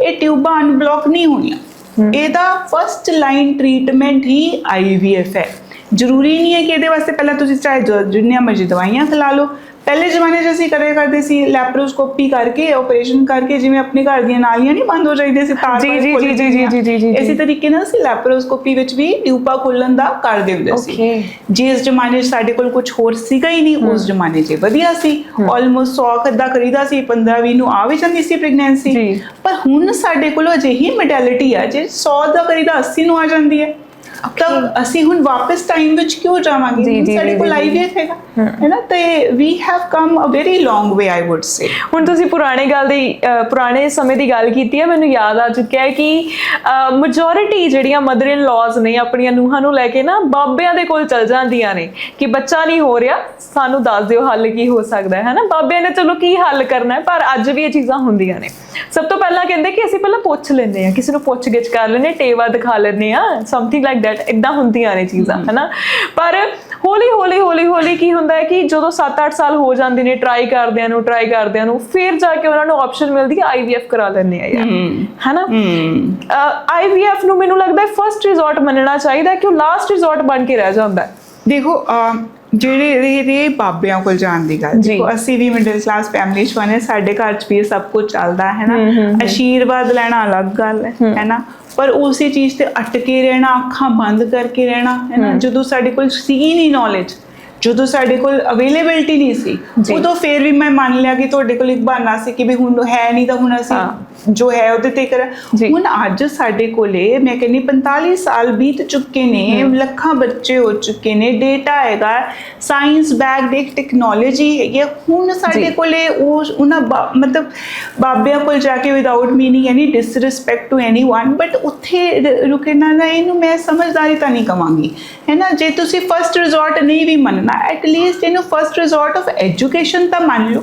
ਇੱਕ ਜੇ ਤੁਹਾਨੂੰ ਦਿੱਕਤ ਆ ਰਹੀ ਹੈ ਜੇ ਤੁਹਾਡੀ ਹੱਡੀ ਟੁੱਟੀ ਹੈ ਤੁਸੀਂ ਕਿਹਦੇ ਕੋਲ ਜਾਓਗੇ ਆਰਥੋਪੈਡਿਕ ਹੱਡੀ ਵਾਲੇ ਡਾਕਟਰ ਕੋਲ ਜਾਓਗੇ ਜੇ ਤੁਹਾਨੂੰ ਸ਼ੂਗਰ ਦੀ ਬਿਮਾਰੀ ਹੈ ਤੁਸੀਂ ਸ਼ੂਗਰ ਵਾਲੇ ਡਾਕਟਰ ਕੋਲ ਜਾਓਗੇ ਪਰ ਜੇ ਤੁਹਾਨੂੰ ਇਨਫਰਟਿਲਿਟੀ ਦੀ ਬਿਮਾਰੀ ਹੈ ਤਾਂ ਤੁਸੀਂ ਬਾਬੇ ਕੋਲ ਕਿਉਂ ਜਾ ਰਹੇ ਬਈ ਠੀਕ ਹੈ ਇਨਫਰਟਿਲਿਟੀ ਨੂੰ ਵੀ ਇੱਕ ਮੈਡੀਕਲ ਡਿਸਆਰਡਰ ਹੀ ਤਾਂ ਹੈ ਜਿਵੇਂ ਤੁਸੀਂ ਕਿਸੇ ਹੋਰ ਬਿਮਾਰੀ ਨੂੰ ਮੰਨਦੇ ਹੋ ਇਸੇ ਤਰ੍ਹਾਂ ਇਸ ਬਿਮਾਰੀ ਨੂੰ ਵੀ ਮੰਨੋ ਹੈ ਕਿ ਨਹੀਂ ਹੈਰਾਨੀ ਵਾਲੀ ਗੱਲ ਹੈ ਕਿ ਬਾਬੇ ਵੀ ਕਹਿ ਦਿੰਦੇ ਕਿ ਇੱਥੇ ਇਹ ਵਾਲੀ ਚੀਜ਼ ਕਰ ਲੈ 7 ਸ਼ਨੀਵਾਰ ਇਹ ਚੀਜ਼ ਕਰ ਲੈ 5 ਐਤਵਾਰ ਇਹ ਚੀਜ਼ ਕਰ ਲੈ ਤਾਂ ਹੋ ਜਾਏਗਾ ਬੱਚਾ ਹੈ ਨਾ ਇਹ ਵੀ ਚੀਜ਼ਾਂ ਚੱਲ ਰਹੀਆਂ ਨੇ ਹਰ ਕਿਸੇ ਨੇ ਆਪਣਾ ਚਲਾਉਣਾ ਹੈ ਤੁਸੀਂ ਉਹ ਵੀ ਕਰ ਲਓ ਕਿ ਨਹੀਂ ਕਿਹਾ ਪਰ ਸਿਰਫ ਇਹ ਉਹੀ ਕਰਦੇ ਰਹੋ ਇਹ ਮੈਂ ਨਹੀਂ ਮੰਨਦੀ ਦੇਖੋ ਮੈਂ ਸਾਇੰਸ ਦੀ ਬੰਦੀ ਹਾਂ ਹੈ ਨਾ ਔਰ ਮੈਨੇ ਸਾਰੇ ਪੇਸ਼ੈਂਟਸ ਦੇਖੇ ਇੰਨੇ ਸਾਰੇ ਕਪਲਸ ਦੇਖੇ ਉਹ ਆ ਕੇ ਫਿਰ ਆਪਣੀ ਇੰਨੀ ਮੋਟੀ ਫਾਈਲਾਂ ਲੈ ਕੇ ਆਉਂਦੇ ਆ ਮੈਡਮ ਪਹਿਲਾਂ ਤਾਂ ਇੱਧਰ ਦਿਖਾਇਆ ਉੱਧਰ ਦਿਖਾਇਆ ਫਿਰ ਬਾਬੇ ਕੋਲ ਵੀ ਗਏ ਫਿਰ ਆ ਵੀ ਕਰਾਇਆ ਫਿਰ ਉਹ ਵੀ ਕਰਾਇਆ ਹੁਣ ਸਾਡੀ ਉਮਰ 40 ਸਾਲ ਹੋ ਗਈ 45 ਸਾਲ ਅਰੇ ਬੱਚੇ ਸਿਰਫ ਪੈਦਾ ਹੀ ਥੋੜਾ ਨਾ ਕਰਨੇ ਆ ਬੱਚੇ ਪਾਲਣੇ ਵੀ ਪੈ ਹੈ ਨਾ ਉਹਨਾਂ ਦੇ ਨਾਲ ਆਪਣਾ ਐਂਡ ਪਾਲਦੇ ਹੋਏ ਦੇਖਣੇ ਵੀ ਤਾਂ ਹੈ ਨਾ ਉਹਨਾਂ ਦੇ ਸਾਰੇ ਆਊਟਕਮ ਦੇਖੋ ਜੇ ਤੁਸੀਂ 45 ਸਾਲ ਤੇ ਵੀ ਮੈਂ ਤੁਹਾਨੂੰ ਬੱਚਾ ਦੇ ਦਿੱਤਾ ਕਿ ਤੁਹਾਡਾ ਹੈ ਨਾ 20 ਸਾਲ ਦੀ ਉਮਰ ਦਾ ਬੱਚਾ ਆਪਣੀ ਕੰਟਰੀ 'ਚ ਕੁਝ ਵੀ ਨਹੀਂ ਹੁੰਦਾ ਜਦ ਤੱਕ ਉਹਨੇ 20 ਸਾਲ ਦਾ ਹੋਣਾ ਤੁਸੀਂ 65 ਪਾਰ ਕਰ ਸਕਦੇ ਹੈ ਨਾ ਤਾਂ ਜਦ ਤੱਕ ਉਹਦਾ ਵਿਆਹ ਹੋਣਾ ਫਿਰ ਵੈਸੇ ਕਿੰਨੀ ਵੱਡੀ ਗੱਲ ਹੈ ਨਾ ਅੱਜ ਕੱਲ ਕਪਲਸ ਲੇਟ ਡਿਸੀਜ਼ਨ ਲੈ ਰਹੇ ਨੇ ਵਿਆਹ ਦੀ ਵੀ ਹੈ ਨਾ ਉਹਨਾਂ ਨੂੰ ਅਰਲੀ ਮੈਰਿਜ ਵਿੱਚ ਮੈਨੂੰ ਲੱਗਦਾ ਕਿ ਜਾਣਾ ਚਾਹੀਦਾ 25-26 ਦੇ ਵਿੱਚ ਮੈਰਿਜ ਕਰਾ ਕੇ ਐਟਲੀਸਟ ਆਪਣੀ ਫੈਮਿਲੀ ਬਣਾ ਕੇ ਫਿਰ ਬੱਚਾ ਵੀ ਗਰੋ ਉਹਨਾਂ ਦੇ ਨਾਲ ਹੁੰਦਾ ਫੋਰਨ ਐਗਜ਼ਾਮਪਲ ਜਦੋਂ ਤੱਕ 45 ਦੇ ਪਹੁੰਚਣਗੇ, ਜੇ ਉਦੋਂ ਫੈਮਿਲੀ ਪਲੈਨਿੰਗ ਕਰ ਲਏ ਨੇ, ਜਦੋਂ ਗੋਡਿਆਂ 'ਚ ਜਾਨ ਨਹੀਂ ਬਚੀ, ਉਦੋਂ ਬੱਚੇ ਨੂੰ ਜਵਾਨ ਹੁੰਦਾ ਦੇਖ ਰਹੇ ਨੇ। ਦੇਖੋ ਇੱਥੇ ਤਾਂ IVF ਦਾ ਕਮਾਲ ਹੈ ਨਾ। ਜੀ। ਹੁਣ ਮੈਂ ਮੰਨ ਗਈ, ਦੇਖੋ ਮੈਂ ਆਪ ਵਰਕਿੰਗ ਵੂਮਨ ਹੈ, ਐਜੂਕੇਟਡ ਹੈ, ਮੈਂ ਅੱਗੇ ਗਈ। ਅੱਜ ਕੱਲ੍ਹ ਦੀਆਂ ਕੁੜੀਆਂ ਵੀ ਇਹ ਚਾਹੁੰਦੀਆਂ ਨੇ ਕਿ ਕਰੀਅਰ ਵਿੱਚ ਵੀ ਨਾਮ ਕਮਾਈਏ, ਜ਼ਿਆਦਾ ਜ਼ਿਆਦਾ ਐਜੂਕੇਸ਼ਨ ਵੀ ਕਰੀਏ। ਇੱਥੇ ਤਾਂ ਕਹਿੰਦੇ ਆ ਕਿ ਵੀ ਐਗ ਫਰੀਜ਼ਿੰਗ ਕਰਾ ਲਓ ਨਾ। ਜੇ ਤੁਹਾਡਾ ਸੋਸ਼ਲ, ਜੇ ਤੁਹਾਡਾ ਕੈਲੰਡਰ ਅੱਗੇ ਵੱਧ ਗਿਆ ਔਰ ਰੱਬ ਦੇ ਕੈਲੰਡਰ ਨੇ ਆਪਣੀ ਡੇਟ ਅੱਗੇ ਨਹੀਂ ਵਧਾਈ, ਠੀਕ ਹੈ, ਤੁਹਾਡੀ ਰਿਪਰੋਡਕਟਿਵ ਜਿਹੜੀ ਏਜ ਹੈ ਅਜੇ ਵੀ ਖਤਮ ਹੋ ਰਹੀ ਹੈ, ਤਾਂ ਤੁਸੀਂ ਆਪਣੀ ਜਿਹਨੂੰ ਕਹਿੰਦੇ ਫਰਟੀਲਿਟੀ ਨੂੰ ਪ੍ਰੀਜ਼ਰਵ ਕਰਾ ਕੇ ਰੱਖ ਲਓ, ਹੈ ਨਾ। ਉਹਨੂੰ ਫ੍ਰਿਜ 'ਚ ਪਾ ਦਿਓ, ਆਪਣੇ ਐਗਸ ਕਢਾ ਕੇ ਐਗ ਫਰੀਜ਼ਿੰਗ ਕਰਾ ਲਿਓ। ਫਿਰ ਉਸ ਤੋਂ ਬਾਅਦ ਜਿਵੇਂ ਫਿਰ ਉਹ ਸੈਲੀਬ੍ਰਿਟੀਜ਼ ਦੀ ਗੱਲ ਆ ਗਈ, ਪਹਿਲਾਂ ਆਪਣਾ ਇਹ ਸਾਰਾ ਕੁਝ ਕਰਾ ਕੇ ਫਿਰ ਉਹ ਕਰੀਅਰ ਵੱਲ ਜਾਂਦੀਆਂ ਨੇ। ਜਦੋਂ ਉਹ ਸਟੇਬਲ ਹੋ ਜਾਂਦੀਆਂ, ਫਿਰ ਉਹ ਆਪਣੇ ਐਮਬ੍ਰੀਓ ਟ੍ਰਾਂਸਫਰ ਲੈ ਕੇ ਜਾਂ ਪ੍ਰੈਗਨੈਂਸੀ, ਜਾਂ ਤੁਸੀਂ ਕੋਲ ਤੁਹਾਨੂੰ ਰੋਕ ਰਿਹਾ ਨੈਚੁਰਲ ਟਰਾਈ ਕਰਨ ਤੋਂ। ਜੀ, ਨੈਚੁਰਲੀ ਵੀ ਕਰ ਸਕਦੇ ਹੋ ਤੁਸੀਂ, ਐਗ ਫਰੀਜ਼ਿੰਗ ਕਰਾਉਣ ਤੋਂ ਬਾਅਦ ਵੀ ਨੈਚੁਰਲ ਟਰਾਈ ਕਰ ਲਓ। ਐਗ ਫਰੀਜ਼ਿੰਗ ਪ੍ਰੋਪਰਲੀ ਸਹੀ ਚੀਜ਼ ਹੈ, ਬਿਲਕੁਲ ਬਹੁਤ ਸਹੀ ਚੀਜ਼ ਹੈ। ਮੈਂ ਕਹਿੰਦੀ ਮੈਨੂੰ ਕਿਸੇ ਨੇ ਆਪਣੇ ਸਹੀ ਟਾਈਮ ਤੇ ਦੱਸਿਆ ਹੁੰਦਾ ਤਾਂ ਇਹ ਚਲੋ ਉਦੋਂ ਤਾਂ ਨਹੀਂ ਸੀਗੀ, ਹੈ ਹੀ ਨਹੀਂ ਸੀ ਟੈਕਨੋਲੋਜੀ। ਹੁਣ ਤਾਂ ਹੈਗੀ ਹੈ, ਹੁਣ ਤਾਂ ਯੂਜ਼ ਕਰ ਲਓ। ਬਹੁਤ ਵਧੀਆ ਟੈਕਨੋਲੋਜੀ ਹੈ, ਜੇ ਸਹੀ ਕਲੀਨਿਕ ਤੋਂ ਸਹੀ ਡਾਕਟਰ ਤੋਂ ਕਰਾਈ ਜਾਵੇ। ਜੀ। ਹੁਣ ਆਪਾਂ ਇੱਥੇ ਕ੍ਰਿਟੀਕਲ ਕੇਸਿਸ ਪੁੱਛਣਾ ਚਾਹਾਂਗੇ। ਤੁਸੀਂ ਦੱਸ ਰਹੇ ਹੋ ਕਿ ਸੈਲੀਬ੍ਰਿਟੀਜ਼ ਦੇ ਵਿੱਚ ਇਸ਼ੂ ਆ ਜਾਂਦਾ ਹੈ, ਉਹ ਕਰਾ ਵੀ ਲੈਂਦੀਆਂ ਨੇ ਐਗ ਫਰੀਜ਼ਿੰਗ, ਹੈ ਨਾ। ਤੁਸੀਂ ਕ੍ਰਿਟੀਕਲ ਕੇਸਿਸ ਆਪਣੇ ਪਰਸਨਲੀ ਜੋ ਤੁਸੀਂ ਫੀਲ ਕੀਤੇ ਹੋਣ, ਟੈਕਲ ਕੀਤੇ ਹੋਣ, ਉਹ ਸ਼ੇਅਰ ਕਰ ਸਕਦੇ ਹੋ ਸਾਡੀ ਆਡੀਅנס ਦੇ ਮੋਰੇ, ਜਿਨ੍ਹਾਂ ਨੇ ਲੇਟ ਪ੍ਰੈਗਨੈਂਸੀ ਕਾਰਨ IVF ਟ੍ਰੀਟਮੈਂਟ ਨਾ ਲਿੱਤਾ ਹੋਵੇ ਜਾਂ ਬਾਅਦ ਵਿੱਚ ਬਹੁਤ ਜ਼ਿਆਦਾ ਟਾਈਮ ਪਾ ਕੇ IVF ਟ੍ਰੀਟਮੈਂਟ ਲੈਣਾ ਹੈ ਹੁਣ। ਕ੍ਰਿਟੀਕਲ ਕੇਸਿਸ ਦੀ ਜੇ ਮੈਂ ਗੱਲ ਕਰਾਂ, ਜੇ ਮੈਂ ਕੋਈ ਪਰਟੀਕੂਲਰਲੀ ਸ਼ੇਅਰ ਕਰਨਾ ਚਾਹੁੰਦੀ ਹਾਂ, ਦੇਖੋ ਇੱਕ ਤਾਂ ਸਭ ਤੋਂ ਪਹਿਲਾਂ ਜਿਹੜਾ ਮੈਨੂੰ ਯਾਦ ਆ ਰਿਹਾ ਹੈ, ਹੁਣੇ ਇੱਕ ਕਪਲ ਆਇਆ ਸੀ, ਠੀਕ ਹੈ, ਬੜਾ ਹੀ ਸੋਹਣਾ, ਮਤਲਬ ਜਿਹਨੂੰ ਕਹਿੰਦੇ ਹੈਂਡਸਮ ਕਪਲ ਇੱਕਦਮ, ਠੀਕ ਹੈ, ਵਾਈਫ ਇੱਕਦਮ ਲੰਬੇ ਚੌੜੇ ਦੋਨੋਂ ਜਣੇ, and husband was also big and Burley. ਤੇ ਜਦੋਂ ਸਾਰੇ ਟੈਸਟ ਕੀਤੇ, ਕਹਿੰਦੇ ਸਾਨੂੰ ਸਾਰਾ ਕੁਝ ਠੀਕ ਹੈਗਾ। ਸਾਡੇ ਟੈਸਟ ਕੀਤੇ, ਹਸਬੈਂਡ ਦਾ ਕਾਊਂਟ ਨਿਲ, ਸਪਰਮ ਕਾਊਂਟ ਬਿਲਕੁਲ ਨਿਲ, ਠੀਕ ਹੈ। ਤੇ ਮੈਂ ਹੁਣ ਸਟੋਰੀ ਹਿਸਟਰੀ ਜਿਹਨੂੰ ਕਹਿੰਦੇ ਅਸੀਂ ਜਦੋਂ ਲਈ, ਤਾਂ ਤਬ ਉਸ ਹਿਸਟਰੀ ਵਿੱਚੋਂ ਗੱਲਾਂ 'ਚ ਨਿਕਲ ਕੇ ਆਇਆ ਕਿ ਇਸ ਲੜਕੇ ਨੇ ਇਹਨੇ ਜਾਣਾ ਸੀ ਆਪਣੀ ਬੋਡੀ ਬਿਲਡਿੰਗ ਦੇ ਕੰਪੀਟੀਸ਼ਨ, ਠੀਕ ਹੈ। ਉਹਦੇ ਵਿੱਚ ਸਟੀਰੋਇਡ ਦੱਸੇ ਕਿਸੇ ਨੇ, ਠੀਕ ਹੈ, ਕਿ ਭਾਜੀ ਨੇ ਦੱਸ ਦਿੱਤੇ ਸੀ, ਠੀਕ ਹੈ। ਸਟੀਰੋਇਡ ਦੇ ਨਾਲ ਉਹ ਕਈ ਵਾਰੀ ਹਾਰਮੋਨ ਮਿਲਾਏ ਹੁੰਦੇ, ਟੈਸਟੋਸਟਰੋਨ ਦੇ ਟੀਕੇ ਲਾਏ ਸੀ ਉਹਨੇ। ਉਹਦੇ ਨਾਲ ਹੁਣ ਕੀ ਹੈ, ਉਹਨਾਂ ਨੇ ਤਾਂ ਆਪਣਾ ਮਸਲ ਦਿਖਾਣੀ ਹੈ। Testosterone is an androgen, is an anabolic hormone, steroid ਹੈਗਾ, ਉਹਦੇ ਨਾਲ ਵਧੀਆ ਮਸਲਸ ਝੱਟ ਬਣ ਜਾਂਦੀਆਂ ਨੇ। ਪਰ ਫਿਰ ਕੀ ਹੁੰਦਾ, ਬੋਡੀ ਵਿੱਚ ਜਦੋਂ ਟੈਸਟੋਸਟਰੋਨ ਜਦੋਂ ਜ਼ਿਆਦਾ ਵੱਧ ਜਾਂਦਾ ਤਾਂ ਪਿਚਿਟਰੀ ਉਹਨੂੰ ਕਹਿੰਦੀ ਹੈ ਕਿ ਇਹਦੇ ਕੋਲ ਪਹਿਲੇ ਹੀ ਬਹੁਤ ਹੈ, ਹੁਣ ਆਪਣੇ ਹਾਰਮੋਨ ਮੈਂ ਘਟਾ ਦਾਂ, ਤਾਂ ਪਿਚਿਟਰੀ ਦੇ ਹਾਰਮੋਨ ਡਿਪਰੈਸ ਹੋ ਜਾਂਦੇ ਨੇ। FSH ਜਿਹੜੇ ਗੋਨਾਡੋਟ੍ਰੋਪਿਨਸ ਨੇ ਅੱਗੇ ਬਣਾਉਣਾ, ਉਹ ਘਟ ਗਏ, ਤਾਂ ਉਸ ਤੋਂ ਬਾਅਦ ਆਪਣੀ ਬੋਡੀ ਦਾ ਟੈਸਟੋਸਟਰੋਨ ਇੱਕਦਮ ਘਟ ਜਾਂਦਾ। ਹੌਲੀ ਹੌਲੀ ਕਰਕੇ ਕੀ ਹੁੰਦਾ, ਟੈਸਟਿਸ ਦਾ ਸਾਈਜ਼ ਸ਼੍ਰਿੰਕ ਹੋ ਜਾਂਦਾ, ਸਪਰਮੈਟੋਜੈਨੇਸਿਸ ਬਿਲਕੁਲ ਨਿਲ ਹੋ ਜਾਂਦਾ। ਠੀਕ ਹੈ, ਸੋਚ ਵੀ ਨਹੀਂ ਸਕਦੇ ਤੁਸੀਂ ਕਿ ਵੀ ਇੰਨਾ ਸੋਹਣਾ ਸੁਨੱਖੇ ਕਪਲ ਨੂੰ ਇਸ ਤਰ੍ਹਾਂ ਦੀ ਪ੍ਰੋਬਲਮ ਆਏਗੀ। ਮੁੰਡੇ ਨੂੰ ਦੱਸਿਆ ਡਿਪਰੈਸ਼ਨ, ਫਿਰ ਉਹਨੂੰ ਸਮਝਾਇਆ ਕਿ ਦੇਖ ਇੱਦਾਂ ਨਹੀਂ, ਬਸ ਆ ਛੱਡ ਦੇ। ਫਿਰ ਉਹਨੂੰ ਗੋਨਾਡੋਟ੍ਰੋਪਿਨ ਦੀ ਰਿਪਲੇਸਮੈਂਟ ਟ੍ਰੀਟਮੈਂਟ ਸਟਾਰਟ ਕੀਤੀ। ਆਲਮੋਸਟ 10-11 ਮਹੀਨੇ ਲੱਗੇ, ਬਟ ਫਾਈਨਲੀ ਉਹਦਾ ਸਪਰਮੈਟੋਜੈਨੇਸਿਸ ਦੁਬਾਰਾ ਤੇ ਰੀਸਟਾਰਟ ਹੋ ਸਕਿਆ। ਇਹ ਚੀਜ਼ ਦਾ ਧਿਆਨ ਰੱਖਣ ਵਾਲੀ ਹੈ। ਇਵਨ ਅੱਜ ਕੱਲ ਜਿਮ ਫਰੀਕ ਨੇ ਸਾਰੇ, ਹੈ ਨਾ, ਬॉयਜ਼ ਐਂਡ ਗਰਲਸ ਜਿਮ ਫਰੀਕ ਨੇ, ਉਹਨਾਂ ਨੂੰ ਧਿਆਨ ਰੱਖਣਾ ਚਾਹੀਦਾ ਇਸ ਚੀਜ਼ ਦਾ। ਹਾਂ ਬਿਲਕੁਲ।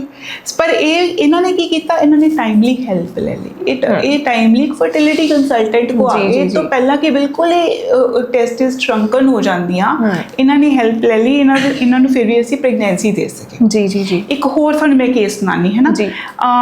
ਇੱਕ ਮੇਰੇ ਕੋਲ ਇਸੇ ਤਰ੍ਹਾਂ ਦਾ ਕਪਲ ਆਂਦਾ ਸੀ, ਮਤਲਬ 27-28 ਸਾਲ ਦੀ ਕੁੜੀ ਹੋਣੀ, ਸੇਮ ਏਜ ਦਾ ਮੁੰਡਾ ਹੋਣਾ, ਵਿਆਹ ਹੋਏ ਨੂੰ 3 ਸਾਲ ਹੋਏ ਸੀ ਮੇਰੇ ਖਿਆਲ, ਤੇ ਦੋਨੋਂ ਵਰਕਿੰਗ ਸੀ, ਠੀਕ ਹੈ। ਹੁਣ ਇਹ ਮਲਟੀਪਲ ਆਪਣੇ ਓਵੂਲੇਸ਼ਨ ਇੰਡਕਸ਼ਨ ਕਰਾ ਚੁੱਕੇ ਸੀ। ਇੱਕ ਵਾਰੀ IUI ਵੀ ਮੇਰੇ ਖਿਆਲ ਹੋਇਆ ਸੀ, 12 ਕਿਤੋਂ ਦੀ ਕਰਾ ਕੇ ਆਏ ਸੀ। IVF ਨੇ ਵੀ ਕੰਮ ਨਹੀਂ ਸੀ ਕੀਤਾ, ਤੇ ਆ ਕੇ ਪਰ ਕਿ ਵੀ IVF ਨਹੀਂ ਕਰਾਉਣਾ ਮੈਡਮ, ਇਸੇ ਤਰੀਕੇ ਨਾਲ ਦੇਖੋ ਸਾਡੇ ਸਾਰੇ ਟੈਸਟ ਠੀਕ ਆ ਰਿਹਾ। ਉਹਦਾ AMH ਵੀ ਠੀਕ, ਜਿਹੜਾ ਅੰਡਿਆਂ ਵਾਸਤੇ ਚੈੱਕ ਕਰੀਦਾ ਉਹ ਵੀ ਠੀਕ ਸੀ, ਹਸਬੈਂਡ ਦਾ ਕਾਊਂਟ ਵੀ ਠੀਕ, ਟਿਊਬਾਂ ਵੀ ਖੁੱਲੀਆਂ, ਸਾਰਾ ਕੁਝ ਸਹੀ ਲੱਗਦਾ ਪਿਆ ਸੀ, ਯੂਟਰਸ ਵੀ ਠੀਕ। ਤੇ ਹੁਣ ਕੀ ਹੈਗਾ, ਇੱਕ ਵਾਰੀ ਮੈਂ ਵੀ IUI ਲੈ ਲਿਆ, ਪਰ IUI ਉਹ ਵੀ ਫੇਲ ਹੋ ਗਿਆ। ਫਿਰ ਹੋਰ ਡਿਟੇਲ 'ਚ ਬੈਠੀ ਮੈਂ ਕਿ ਸਮਝ ਹੀ ਨਹੀਂ ਆ ਰਿਹਾ ਕਿ ਪ੍ਰੋਬਲਮ ਕੀ ਹੈ। ਫਿਰ ਇਹਨਾਂ ਦੀ ਪਰਸਨਲ ਹਿਸਟਰੀ ਜਦੋਂ ਮੈਂ ਲਈ ਹੈ ਨਾ, ਉਹਦੇ ਵਿੱਚ ਮੈਂ ਪੁੱਛਿਆ, ਮੈਂ ਕਿ ਤੂੰ ਕੀ ਕਰਦੀ, ਗੱਲਾਂ 'ਚ ਪੁੱਛਿਆ, ਤੇ ਕਹਿੰਦੀ ਮੈਡਮ ਮੈਂ ਨਾ ਫੈਸ਼ਨ ਇਨਫਲੂਐਂਸਰ ਹੈ, ਮਤਲਬ ਮੈਂ YouTube ਦਾ ਚੈਨਲ ਚਲਾਉਂਦੀ ਹਾਂ, ਕਾਫੀ ਫੇਮਸ, ਮਤਲਬ ਤਿਆਰ ਹੋ ਕੇ ਆਉਂਦੀ ਸੀ ਕੁੜੀ। ਫਿਰ ਮੈਂ ਹੋਰ ਡਿਟੇਲ 'ਚ ਪੁੱਛਿਆ ਤਾਂ ਪਤਾ ਲੱਗਿਆ ਕਿ ਵੀ ਉਹ ਡਿਫਰੈਂਟ ਬ੍ਰਾਂਡਸ ਵਾਸਤੇ ਮਤਲਬ ਜਿਵੇਂ ਕਾਸਮੈਟਿਕਸ ਹੈ ਨਾ, ਉਹ ਆਪਣੇ ਵਿਊਜ਼ ਦੇਣੇ ਉਹਨੇ। ਤੇ ਉਹਦੇ ਫਿਰ ਮੈਂ ਦੇਖਿਆ ਕਿ ਵੀ ਉਹ ਜਿੱਥੇ ਰਹਿੰਦੀ ਹੈ ਉੱਥੇ ਵੀ ਫ੍ਰੈਗਰੈਂਸਿਸ ਖੂਬ ਨਾ ਉਹਦੀਆਂ ਉਹ ਵੀ ਚੱਲਦੇ ਰਹਿੰਦੇ, ਵੈਪੋਰਾਈਜ਼ਰ ਵੀ ਚੱਲ ਰਿਹਾ, ਇਹ ਵੀ ਲੱਗ ਰਿਹਾ, ਤੇ ਉਹਨੇ ਰੋਜ਼ ਕਾਸਮੈਟਿਕਸ ਯੂਜ਼। ਫਿਰ ਮੈਂ ਉਹਦੇ ਜਿਹੜੇ ਟੈਸਟ ਕਰਾਏ, ਠੀਕ ਹੈ, ਉਹਦੇ ਵਿੱਚ ਉਹਦਾ ਪ੍ਰੋਜੈਸਟਰੋਨ ਕਾਫੀ ਲੋ ਆਇਆ, ਔਰ ਤਾਂ ਮੈਨੂੰ ਜਾ ਕੇ ਸਮਝ ਲੱਗੀ ਕਿ ਇਹ ਜਿਹੜੇ ਇਹਨੂੰ ਕਹਿੰਦੇ ਆ ਐਂਡੋਕਰਾਈਨ ਡਿਸਰਪਟਰਸ, ਆ ਜਿਹੜੇ ਕਾਸਮੈਟਿਕਸ ਨੇ, ਫ੍ਰੈਗਰੈਂਸ ਵਾਲੀਆਂ ਚੀਜ਼ਾਂ ਹੁੰਦੀਆਂ, ਇਹਨਾਂ ਵਿੱਚ ਹੁੰਦੇ ਆ ਥੈਲੇਟਸ ਕਹੀਦਾ, ਇਹਨੂੰ ਅਸੀਂ ਪੈਰਾਬੈਨਸ ਕਹੀਦਾ, ਕਈ ਵਾਰੀ ਗਲੋਸ, ਨੇਲ ਪੇਂਟ, ਇਹਨਾਂ ਸਾਰਿਆਂ ਵਿੱਚ ਇਹ ਸਾਰੇ ਕੈਮੀਕਲ ਹੁੰਦੇ ਆ ਜਿਨ੍ਹਾਂ ਨੂੰ ਅਸੀਂ ਆਪਣੀ ਭਾਸ਼ਾ 'ਚ ਕਹੀਦਾ ਐਂਡੋਕਰਾਈਨ ਡਿਸਰਪਟਰਸ ਜੀ, ਠੀਕ ਹੈ। ਤਾਂ ਮੈਂ ਸੋਚਿਆ ਇਹੀ ਤਾਂ ਨਹੀਂ ਇਹਦੇ ਪ੍ਰੋਬਲਮ ਦਾ ਕਾਰਨ। ਫਿਰ ਉਹਨੂੰ ਅਸੀਂ ਪਾਇਆ ਡੀਟੌਕਸ ਤੇ ਕਿ ਵੀ ਇਹ ਸਾਰਾ ਕੁਝ ਬੰਦ ਕਰ ਦੇ। 2-3 ਮਹੀਨਿਆਂ ਵਾਸਤੇ ਉਹ ਬੰਦ ਕੀਤਾ, ਐਂਟੀਆਕਸੀਡੈਂਟ ਸ਼ੁਰੂ ਕੀਤੇ, ਅਗਲਾ IUI ਕੀਤਾ ਤਾਂ ਉਹਨੂੰ ਲਿਊਟੀਅਲ ਸਪੋਰਟ ਦੀ ਟ੍ਰੀਟਮੈਂਟ ਤੇ ਪਾਇਆ ਪ੍ਰੋਜੈਸਟਰੋਨ ਦੀ ਬਾਹਰੋਂ ਦੀ ਜੀ, ਕੁੜੀ ਪ੍ਰੈਗਨੈਂਟ ਹੋ ਗਈ। ਇੰਨੀਆਂ ਛੋਟੀਆਂ ਗੱਲਾਂ ਕਦੀ ਦੇਖਣੀਆਂ ਪੈਂਦੀਆਂ ਲਾਈਫ ਸਟਾਈਲ ਡਿਸਆਰਡਰ ਦੀਆਂ। ਪਰ ਮੈਨੂੰ ਇਹ ਲੱਗਦਾ ਹੈ ਕਿ ਅੱਜ ਕੱਲ ਤੇ ਇਹੀ ਚੀਜ਼ਾਂ ਚੱਲ ਰਹੀਆਂ ਨੇ। ਐਵਰੀਬਾਡੀ ਇਜ਼ ਇਨਫਲੂਐਂਸਰ, ਹੈ ਨਾ, everybody is influencer, everybody is using these things, everybody is doing gym, ਹੈ ਨਾ, ਸਾਰੇ ਜਿਮ ਫਰੀਕਸ ਨੇ। ਕੁੜੀਆਂ ਅੱਜ ਕੱਲ ਜ਼ਿਆਦਾ ਕਾਸਮੈਟਿਕਸ ਹੀ ਯੂਜ਼ ਕਰ ਰਹੀਆਂ ਨੇ। ਸੋ ਕਿੰਨੀਆਂ ਨਿੱਕੀਆਂ ਚੀਜ਼ਾਂ ਨੇ ਜੋ ਧਿਆਨ ਰੱਖਣੀਆਂ ਚਾਹੀਦੀਆਂ ਨੇ ਜੇਕਰ ਤੁਸੀਂ ਆਪਣੀ ਹੈਲਦੀ ਫੈਮਿਲੀ ਬਣਾਉਣੀ ਹੈ। ਤੁਸੀਂ ਖਾਣਾ ਲੈਣ ਜਾਂਦੇ ਹੋ ਆਪਣੇ ਵਾਸਤੇ, ਕੁਝ ਇੰਗਰੀਡੀਐਂਟਸ ਨਹੀਂ ਪੜ੍ਹਨੇ, ਹੈ ਨਾ, ਤੁਸੀਂ ਉਹਦੇ ਸਾਈਡ ਇਫੈਕਟਸ ਨਹੀਂ ਦੇਖਣੇ। ਐਜੂਕੇਟ ਯੋਰਸੈਲਫ, ਜੇ ਤੁਹਾਨੂੰ ਨਹੀਂ ਪਤਾ ਇਸੇ ਕਰਕੇ ਪੜ੍ਹੇ ਲਿਖੇ ਮਤਲਬ ਇਸ ਬਾਰੇ 'ਚ ਬੈਠੇ, ਤੁਸੀਂ ਉਹਨਾਂ ਤੋਂ ਜਾ ਕੇ ਸਲਾਹ ਲੈ ਲਓ। ਸੋ ਥੀਸ ਵਰ 2 ਕ੍ਰਿਟੀਕਲ ਕੇਸਿਸ ਜੋ ਮੈਨੂੰ ਹੁਣੇ ਪਿਛਲੇ 6-7 ਮਹੀਨਿਆਂ 'ਚ ਯਾਦ ਆ ਰਹੇ, and I was very happy that both the couples conceived.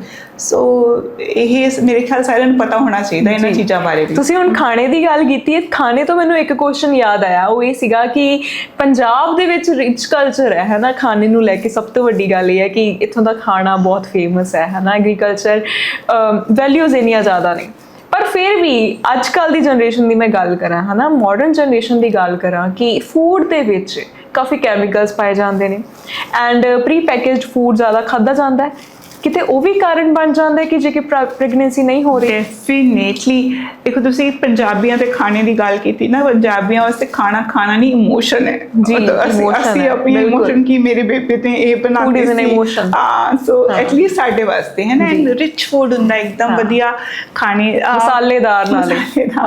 ਸੋ ਦੇਖੋ ਸਾਡਾ ਜਿਹੜਾ ਖਾਣਾ ਨਾ, it is high in fats and high in sugars, ਬਿਲਕੁਲ, ਹੈ ਨਾ। ਤੇ ਦੋਨੋਂ ਹੀ ਚੀਜ਼ਾਂ ਕੀ ਕਰ ਸਕਦੀਆਂ ਨੇ, ਇਨਸੂਲਿਨ ਰੈਜ਼ਿਸਟੈਂਸ ਕਾਫੀ ਕਰ ਸਕਦੀਆਂ ਨੇ ਕੁੜੀਆਂ ਵਿੱਚ, ਸਪੈਸ਼ਲੀ ਇਨਸੂਲਿਨ ਰੈਜ਼ਿਸਟੈਂਸ PCOD ਦਾ ਕਾਰਨ ਬਣਦੀਆਂ ਜਾ ਰਹੀਆਂ ਨੇ, ਹੈ ਨਾ। ਉਸ ਤੋਂ ਇਲਾਵਾ ਤੁਸੀਂ ਕਿਹਾ ਪ੍ਰੀ ਪੈਕੇਜ ਫੂਡ, ਹੈ ਨਾ, ਇਹ ਹੋ ਗਏ, ਜਾਂ ਪਲਾਸਟਿਕ ਖਾਦਾਂ ਵਿੱਚ ਵੀ ਮਿਲਾਵਟ, ਪੈਸਟੀਸਾਈਡਸ ਦਾ ਯੂਜ਼ ਹੁੰਦਾ ਪਿਆ ਹੈ, ਸਾਰੇ ਐਂਡੋਕਰਾਈਨ ਡਿਸਰਪਟਰਸ ਨੇ। ਚਾਹੇ ਸਬਜ਼ੀਆਂ ਦੀ ਗੱਲ ਕਰ ਲਓ, ਫਰੂਟਸ ਦੀ ਗੱਲ ਕਰ ਲਓ, ਉਹਨਾਂ ਵਿੱਚ ਵੀ ਟੀਕੇ ਲੱਗੇ ਹੋਏ ਨੇ। ਇਹ ਸਾਰੇ ਐਂਡੋਕਰਾਈਨ ਡਿਸਰਪਟਰਸ ਹੈ ਮੈਡਮ। ਇਹੀ ਤਾਂ ਮੈਂ ਤੁਹਾਨੂੰ ਸਮਝਾ ਰਹੀ ਹਾਂ। ਜਿਵੇਂ ਪਲਾਸਟਿਕ ਦੇ ਖਾਣੇ ਮਾਈਕ੍ਰੋਵੇਵ ਫਟਾਫਟ ਗਰਮ ਕਰ ਲਈਦੇ, ਉਹਨਾਂ ਦੇ ਵਿੱਚ ਕੀ ਹੁੰਦੇ ਨੇ, ਉਹਨਾਂ ਵਿੱਚ BPAs ਹੁੰਦੇ ਨੇ, ਠੀਕ ਹੈ। ਸਾਰੇ ਕੈਮੀਕਲ ਬਾਰ-ਬਾਰ ਗਰਮ ਕਰਦੇ ਆ ਖਾਣੇ ਨੂੰ, ਇਹ ਸਾਰੇ ਕੈਮੀਕਲ ਆਪਣੇ ਹਾਰਮੋਨਸ ਨੂੰ ਅਫੈਕਟ ਕਰ ਰਹੇ, ਔਰ ਸਾਨੂੰ ਪਤਾ ਵੀ ਨਹੀਂ ਲੱਗ ਰਿਹਾ।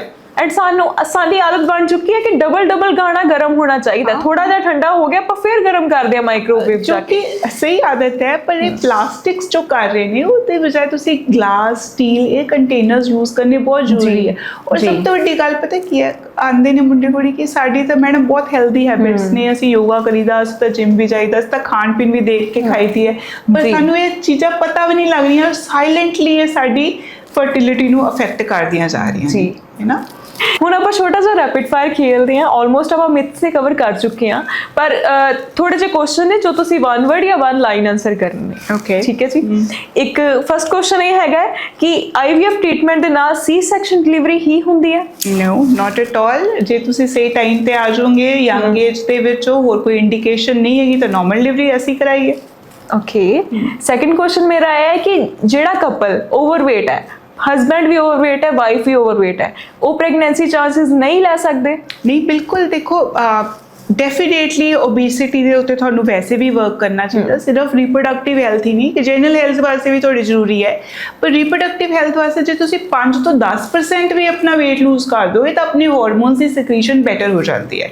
ਸੋ ਡੈਫੀਨੇਟਲੀ weight lose ਕਰਨਾ ਇਜ਼ ਅ ਗੁੱਡ ਹੈਬਿਟ, ਪਰ ਹਾਂ ਇਹ ਵੀ ਹੈ ਕਿ ਵੀ ਸਿਰਫ ਜ਼ਿਆਦਾ ਖਾਣਾ ਖਾਣ ਕਰਕੇ ਇਹ ਲੋਕ obese ਨਹੀਂ ਹੁੰਦੇ, ਯੂਜਲੀ ਹਾਰਮੋਨਲ ਇੰਬੈਲੈਂਸ ਵੀ ਹੁੰਦੇ ਆ। ਸੋ ਡੋਂਟ ਮਤਲਬ ਇਸ ਤਰੀਕੇ ਦੇ ਉਹਨਾਂ ਦੇ ਅੱਗੇ ਗੋਲਸ ਨਾ ਰੱਖੋ ਕਿ ਤੁਸੀਂ ਇੰਨਾ weight lose ਕਰਕੇ ਆਓਗੇ ਤਾਂ ਹੀ ਤੁਹਾਡੀ ਟ੍ਰੀਟਮੈਂਟ ਹੋ ਸਕਦੀ ਹੈ। Just tell them to have a healthy lifestyle, 1 to 2 3 4 kg ਵੀ ਤੁਸੀਂ lose ਕਰ ਦਿਓ, it will help us. IVF treatment is too costly. It is costly, but with proper financial planning ਤੁਸੀਂ 2-3 ਲੱਖ ਰੁਪਇਆ ਆਰਾਮ ਨਾਲ ਕੱਢ ਸਕਦੇ ਹੋ। EMIs ਦੇ ਵਿੱਚ 0% ਇੰਟਰਸਟ ਤੇ ਵੀ ਦੇ ਸਕਦੇ ਹੋ। ਇੰਨੇ ਦੀਆਂ ਥੋੜੀ ਛੋਟੇ ਕਾਰ ਗੱਡੀ ਸਭ ਕੁਝ ਦੇ ਉੱਤੇ ਤੁਸੀਂ ਲਾਈਫਸਟਾਈਲ ਉੱਤੇ ਲਗਾ ਰਹੇ ਹੋ ਨਾ, ਤਾਂ ਇਹ ਤਾਂ ਤੁਹਾਨੂੰ ਪੂਰੀ ਲਾਈਫ ਦੇ ਰਿਹਾ, ਫੈਮਿਲੀ ਦੇ ਰਿਹਾ। ਜੀ so it is not as costly as the result that is coming. IVF treatment ਦਾ ਸਕਸੈਸ ਰੇਟ ਕੀ ਹੈ? IVF ਸਕਸੈਸ ਰੇਟ ਦੇਖੋ almost case to case depend ਕਰਦਾ ਹੈ, ਪਰ ਜਿਵੇਂ ਜਿੱਥੇ ਮੈਂ ਕੰਮ ਕਰਦੀ ਹਾਂ ਇੰਦਰਾ IVF ਦੇ ਵਿੱਚ ਸਾਨੂੰ 70 to 80% the beta HCG success rate ਅਸੀਂ ਦੇ ਰਹੇ ਹਾਂ ਜੀ। IVF ਦਾ 30th ਦੀ ਏਜ ਦੇ ਵਿੱਚ ਸਕਸੈਸ ਰੇਟ ਕੀ ਹੁੰਦਾ ਹੈ? ਹਾਂ ਉਹੀ ਮੈਂ ਕਿਹਾ, ਜੇ ਮੰਨ ਲਓ ਕਿ ਵੀ ਐਗ ਵੀ ਅੱਛਾ ਸਪਰਮ ਵੀ ਅੱਛਾ, ਯੰਗ ਕਪਲ ਹੈਗਾ ਸਿਰਫ ਬਲੌਕ ਟਿਊਬ ਵਾਸਤੇ ਕਰਾ ਲਿਆ, ਆਲਮੋਸਟ 70-80% ਤੱਕ ਤੁਸੀਂ ਸਕਸੈਸ ਰੇਟ ਦੇ ਸਕਦੇ ਹੋ ਜੀ। ਕਈ ਕਲੀਨਿਕਸ ਹੁਣ ਫ੍ਰੀ ਆਫ ਕਾਸਟ ਵੀ IVF ਟ੍ਰੀਟਮੈਂਟ ਦਿੰਦੇ ਆ, is it true? Free of cost IVF treatment तो देखो नहीं कोई भी दे सकता, फिर वो कुछ ना कुछ झोल चाल कर रहे हैं, प्लीज जाके उसके बारे ज़्यादा रिसर्च कर लो। ਠੀਕ ਹੈ ਜੀ, thank you so much. Rapid fire ਦੇ ਬਹੁਤ ਅੱਛੇ ਆਨਸਰ ਦਿੱਤੇ ਤੁਸੀਂ। ਹੁਣ ਤੁਸੀਂ ਕਪਲਸ ਨੂੰ ਇੱਕ ਮੈਸੇਜ ਦੇਣਾ ਚਾਹੁੰਦੇ ਹੋ ਜਿਹੜੇ ਕਪਲਸ ਬੜੇ ਪਰੇਸ਼ਾਨ ਨੇ? ਆਈ ਨੋ ਬਹੁਤ ਜ਼ਿਆਦਾ ਹਰ ਗਲੀ ਦੇ ਵਿੱਚ, ਹਰ ਤੀਜੇ ਘਰ ਦੇ ਵਿੱਚ ਇਹ ਪ੍ਰੋਬਲਮ ਆ ਚੁੱਕੀ ਹੈ, ਸਪੈਸ਼ਲੀ ਨਿਊਲੀ ਮੈਰਿਡ ਕਪਲਸ ਜਿਹੜੇ ਹੈਗੇ ਨੇ ਹੈ ਨਾ 25 ਦੇ ਵੀ, ਉਹਨਾਂ ਨੂੰ ਵੀ ਬਹੁਤ ਪ੍ਰੋਬਲਮ ਫੇਸ ਕਰਨੀ ਪੈ ਰਹੀ ਹੈ। ਤੁਸੀਂ ਉਹਨਾਂ ਵਾਸਤੇ ਇੱਕ ਮੈਸੇਜ ਦੇਣਾ ਚਾਹੁੰਦੇ ਹੋ? ਡੈਫੀਨੇਟਲੀ। ਸੋ IVF ਨੂੰ ਇਸ ਤਰੀਕੇ ਨਾਲ ਲਓ ਕਿ it is a very effective, it is contemporary advance technology ਜੋ ਕਿ ਫਰਟੀਲਿਟੀ ਦੇ ਕੇਸਿਸ ਦੇ ਵਿੱਚ ਬਹੁਤ ਅੱਛੇ ਸਕਸੈਸ ਰੇਟ ਦੇ ਸਕਦੀ ਹੈ। ਜ਼ਰੂਰਤ ਹੈ ਤਾਂ ਸਹੀ ਟਾਈਮ ਤੇ ਇੱਕ ਸਹੀ ਫਰਟੀਲਿਟੀ ਕੰਸਲਟੈਂਟ ਸਹੀ ਕਲੀਨਿਕ ਤੱਕ ਪਹੁੰਚਣ ਦੀ। ਪਲੀਜ਼ ਇਵਨ ਇਫ ਤੁਸੀਂ IVF ਨੂੰ ਡਾਇਰੈਕਟ ਨਹੀਂ ਵੀ ਜਾਣਾ ਚਾਹੁੰਦੇ ਤਾਂ ਐਟਲੀਸਟ ਆਪਣੇ ਆਪ ਨੂੰ ਐਜੂਕੇਟ ਕਰ ਲਓ, ਕਿਉਂਕਿ ਹਾਂ ਮੈਂ ਵੀ ਮੰਨਦੀ ਜਿਵੇਂ ਲਾਈਫਸਟਾਈਲ ਡਿਸਆਰਡਰਸ ਨੇ, PCOS ਵਗੈਰਾ, ਉਹਨਾਂ ਨੂੰ ਤੁਸੀਂ ਪਹਿਲਾਂ ਆਪਣੀ ਆਦਤਾਂ ਸਹੀ ਕਰਕੇ ਲਾਈਫਸਟਾਈਲ ਦੀਆਂ ਥੋੜਾ ਮੋਡੀਫਾਈ ਕਰਨ ਦੀ ਕੋਸ਼ਿਸ਼ ਕਰ ਸਕਦੇ ਹੋ। ਪਰ ਇਹਦੇ ਤੋਂ ਇਲਾਵਾ ਕੁਝ ਕੰਡੀਸ਼ਨਸ ਜਿਵੇਂ ਕਿ ਬਲੌਕ ਟਿਊਬਸ ਨੇ ਉਹ ਅਨਬਲੌਕ ਨਹੀਂ ਹੋ ਜਾਣਗੀਆਂ, ਜੇਕਰ ਕਿ ਤੁਹਾਡੇ ਨਿਲ ਸਪਰਮ ਕਾਊਂਟ ਹੈ ਉਹ ਵੀ ਵੱਧ ਨਹੀਂ ਜਾਣਗਾ, ਉਹਨਾਂ ਦਾ IVF ਹੀ ਫਸਟ ਰਿਜ਼ੋਰਟ ਸੋਲੂਸ਼ਨ ਹੋ ਸਕਦਾ ਹੈ। ਸੋ ਤੁਹਾਡੇ ਡਾਕਟਰ ਨੂੰ ਤੁਹਾਡੇ ਤੋਂ ਜ਼ਿਆਦਾ ਪਤਾ ਹੈ, ਜ਼ਰੂਰਤ ਹੈ ਤੁਹਾਨੂੰ ਅੱਗੇ ਜਾ ਕੇ ਹੈਲਪ ਲੈਣ ਦੀ ਔਰ ਸਹੀ ਟਾਈਮ ਤੇ ਲੈਣ ਦੀ। ਬਿਲਕੁਲ। ਐਂਡ ਮੈਮ ਅੱਜ ਕੱਲ੍ਹ ਤਾਂ ਲੇਡੀਜ਼ ਵੀ ਇੰਨੀਆਂ ਪੈਸ਼ਨੇਟ ਨੇ, ਵਰਕਿੰਗ ਨੇ ਸਾਰੀਆਂ ਹੈ ਨਾ, ਐਂਡ ਕੰਮ ਨੂੰ ਲੈ ਕੇ ਇੰਨੀਆਂ ਸੀਰੀਅਸ ਹੁੰਦੀਆਂ ਨੇ, ਸਟ੍ਰੈਸਡ ਰਹਿੰਦੀਆਂ ਨੇ, ਐਂਡ ਇਹ ਵੀ ਰੀਜ਼ਨ ਬਣ ਜਾਂਦਾ ਹੈ ਕਿ ਉਹਨਾਂ ਨੂੰ ਪ੍ਰੈਗਨੈਂਸੀ ਹੋ ਨਹੀਂ ਰਹੀ। देखो स्ट्रैस तो है ही एक इम्पॉर्टेंट कारण, वैसे भी अपनी जनरल हैल्थ वास्ते भी स्ट्रैस वधिया तो नहीं है, रिप्रोडक्टिव हैल्थ ਨੂੰ भी डेफिनेटली अफेक्ट करता है, क्योंकि अपना हाइपोथैलेमिक पिट्यूटरी एक्सिस ਜਿਹੜਾ ਹੈਗਾ ਉਹ स्ट्रैस ਨਾਲ अफेक्ट ਹੁੰਦਾ है। पर सिर्फ स्ट्रैस की वजह नाल इनफर्टिलिटी हो रही है नहीं है, नाल दे नाल जरूर कोई ना कोई होर मेडिकल कंडीशन भी होएगी जो कि प्राइमरी कंडीशन है, और स्ट्रैस दे नाल होर एग्जैजरबेट हो के होर खराब हो रहा है। एंड सेकंड थिंग लेडीज दे नाल ये भी जुड़ी है कि मेनोपॉज तक ही फर्टिलिटी रहती है कुड़ियां दी। देखो इस तरह नहीं है, ये एक बहुत ही इंपॉर्टेंट मिथ है जो कि बस्ट करना बहुत जरूरी है। कई लेडीज आती हैं कि मैंने अजे भी पीरियड आ रहा है, मेरी उम्र 45 साल की हो गई है तो हुण मैनू नैचुरली ट्राई करना है, इस तरह नहीं है। ਨੈਚੁਰਲੀ ਟਰਾਈ ਕਰ ਸਕਦੇ ਹੋ, ਆ ਵੀ ਸਕਦੀ ਹੈ, ਪਰ ਉਹਦੇ ਚਾਂਸ ਜਿਹੜੇ ਉਹ ਬਹੁਤ ਘੱਟ ਹੋ ਜਾਂਦੇ ਨੇ। ਇਨਫੈਕਟ ਲੇਡੀਜ਼ ਦੇ ਅੰਦਰ ਇੱਕ ਜਿਹਨੂੰ ਕਹਿੰਦੇ ਬਾਇਓਲੋਜੀਕਲ ਕਲੌਕ ਹੁੰਦਾ ਹੈ, ਸਾਡੀ ਬੋਡੀ ਜਿਹੜੀ ਹੈਗੀ ਉਹਨੂੰ ਫੋਲੋ ਕਰਦੀ ਹੈ। ਮਤਲਬ 20-30 ਸਾਲ ਤੱਕ ਤਾਂ ਵਧੀਆ ਅੰਡੇ ਇੱਕਦਮ ਸਾਰੇ ਜਿਹੜੇ ਅੱਛੇ ਜੈਨੇਟਿਕਲੀ ਅੰਡੇ ਆ ਉਹ ਆਉਂਦੇ ਨੇ ਜੀ। 35 ਸਾਲ ਤੋਂ ਬਾਅਦ ਜਿਹੜੀ ਹੈਗੀ ਹੈ ਉਹ ਵੂਮਨ ਦੇ ਐਗ ਦੀ ਕੁਆਲਿਟੀ ਘਟਣੀ ਸ਼ੁਰੂ ਹੋ ਜਾਂਦੀ ਹੈ, ਔਰ ਇਨ ਇੰਡੀਆ 37 ਸਾਲ ਦੀ ਐਵਰੇਜ ਏਜ ਤੋਂ ਬਾਅਦ ਇਹ ਡਿਕਲਾਈਨ ਬਹੁਤ ਸ਼ਾਰਪ ਹੋ ਜਾਂਦਾ ਹੈ। तो 44-45 तक आंदे ऑलमोस्ट नील हो जाता, जिन्होंने ਅਸੀਂ ਕਹਿੰਦੇ मीनोपॉज। सो ਜਿਹੜੇ ਕਹਿੰਦੇ ਕਿ ਸ਼ੁਰੂਆਤ ਦੇ ਜਿਹੜੇ ਮੀਨਾਰਕੀ ਦੇ ਪੀਰੀਅਡ ਸ਼ੁਰੂ ਹੋਣ ਤੋਂ ਬਾਅਦ ਦੇ ਪਹਿਲੇ 3-4 ਸਾਲ ਤੇ ਪੀਰੀਅਡ ਖਤਮ ਹੋਣ ਤੋਂ ਵੀ ਪਹਿਲਾਂ ਦੇ 3-4 ਸਾਲ ਜਿਹਨੂੰ ਅਸੀਂ ਪੈਰੀ ਮੀਨੋਪੌਜ਼ ਕਹੀਦਾ, ਇਹਦੇ ਵਿੱਚ ਐਗ ਕੁਆਲਿਟੀ ਉਨੀ ਵਧੀਆ ਨਹੀਂ ਹੁੰਦੀ ਤੇ ਫਰਟੀਲਿਟੀ ਉਨੀ ਵਧੀਆ ਨਹੀਂ ਹੁੰਦੀ ਲੇਡੀ ਦੀ, ਜਿੰਨੇ ਕਿ ਰੀਪਰੋਡਕਟਿਵ ਏਜ ਗਰੁੱਪ ਆਪਣੀ 30s ਦੇ ਡੈਕੇਡ ਦੇ ਵਿੱਚ ਹੁੰਦੀ ਹੈ। Thank you so much ma'am, ਤੁਸੀਂ ਆਪਣਾ ਕੀਮਤੀ ਸਮਾਂ ਸਾਡੇ ਪੋਡਕਾਸਟ ਦੇ ਵਿੱਚ ਦਿੱਤਾ। ਇਸ ਐਪੀਸੋਡ ਨੂੰ ਆਈ ਨੋ ਆਡੀਅנס ਨੇ ਵੀ ਬਹੁਤ ਇੰਜੋਏ ਕੀਤਾ ਹੋਣਾ, ਕਿਉਂਕਿ ਉਹਨਾਂ ਨੂੰ ਉਹਨਾਂ ਦੇ ਕੁਐਸਚਨਸ ਦੇ ਆਨਸਰ ਮਿਲੇ ਨੇ। ਐਂਡ ਆਡੀਅנס ਲਈ ਵੀ thank you so much podcast ਨੂੰ ਇੱਥੋਂ ਤੱਕ ਦੇਖਣ ਦੇ ਲਈ। ਤੇ ਜੇਕਰ ਤੁਹਾਨੂੰ ਸਾਡਾ ਐਪੀਸੋਡ ਅੱਛਾ ਲੱਗਿਆ ਤਾਂ ਸਾਨੂੰ ਰਿਵਿਊਜ਼ ਦੇ ਵਿੱਚ ਇੱਕ ਹਾਰਟ ਜ਼ਰੂਰ ਭੇਜਿਓ। ਐਂਡ ਜੇਕਰ ਤੁਹਾਡੀਆਂ ਹਜੇ ਵੀ ਕੁਐਰੀਜ਼ ਪੈਂਡਿੰਗ ਨੇ, ਤੁਸੀਂ ਆਪਣੇ ਕੁਐਰੀਜ਼ ਨੂੰ ਡ੍ਰੌਪ ਕਰ ਸਕਦੇ ਹੋ ਕਮੈਂਟ ਸੈਕਸ਼ਨ ਦੇ ਵਿੱਚ। ਪੋਡਕਾਸਟ ਨੂੰ ਇੱਥੋਂ ਤੱਕ ਦੇਖਣ ਦੇ ਲਈ ਬਹੁਤ ਬਹੁਤ ਧੰਨਵਾਦ। ਮਿਲਦੇ ਹਾਂ ਅਗਲੇ ਐਪੀਸੋਡ ਦੇ ਵਿੱਚ। Thank you so much. Thank you.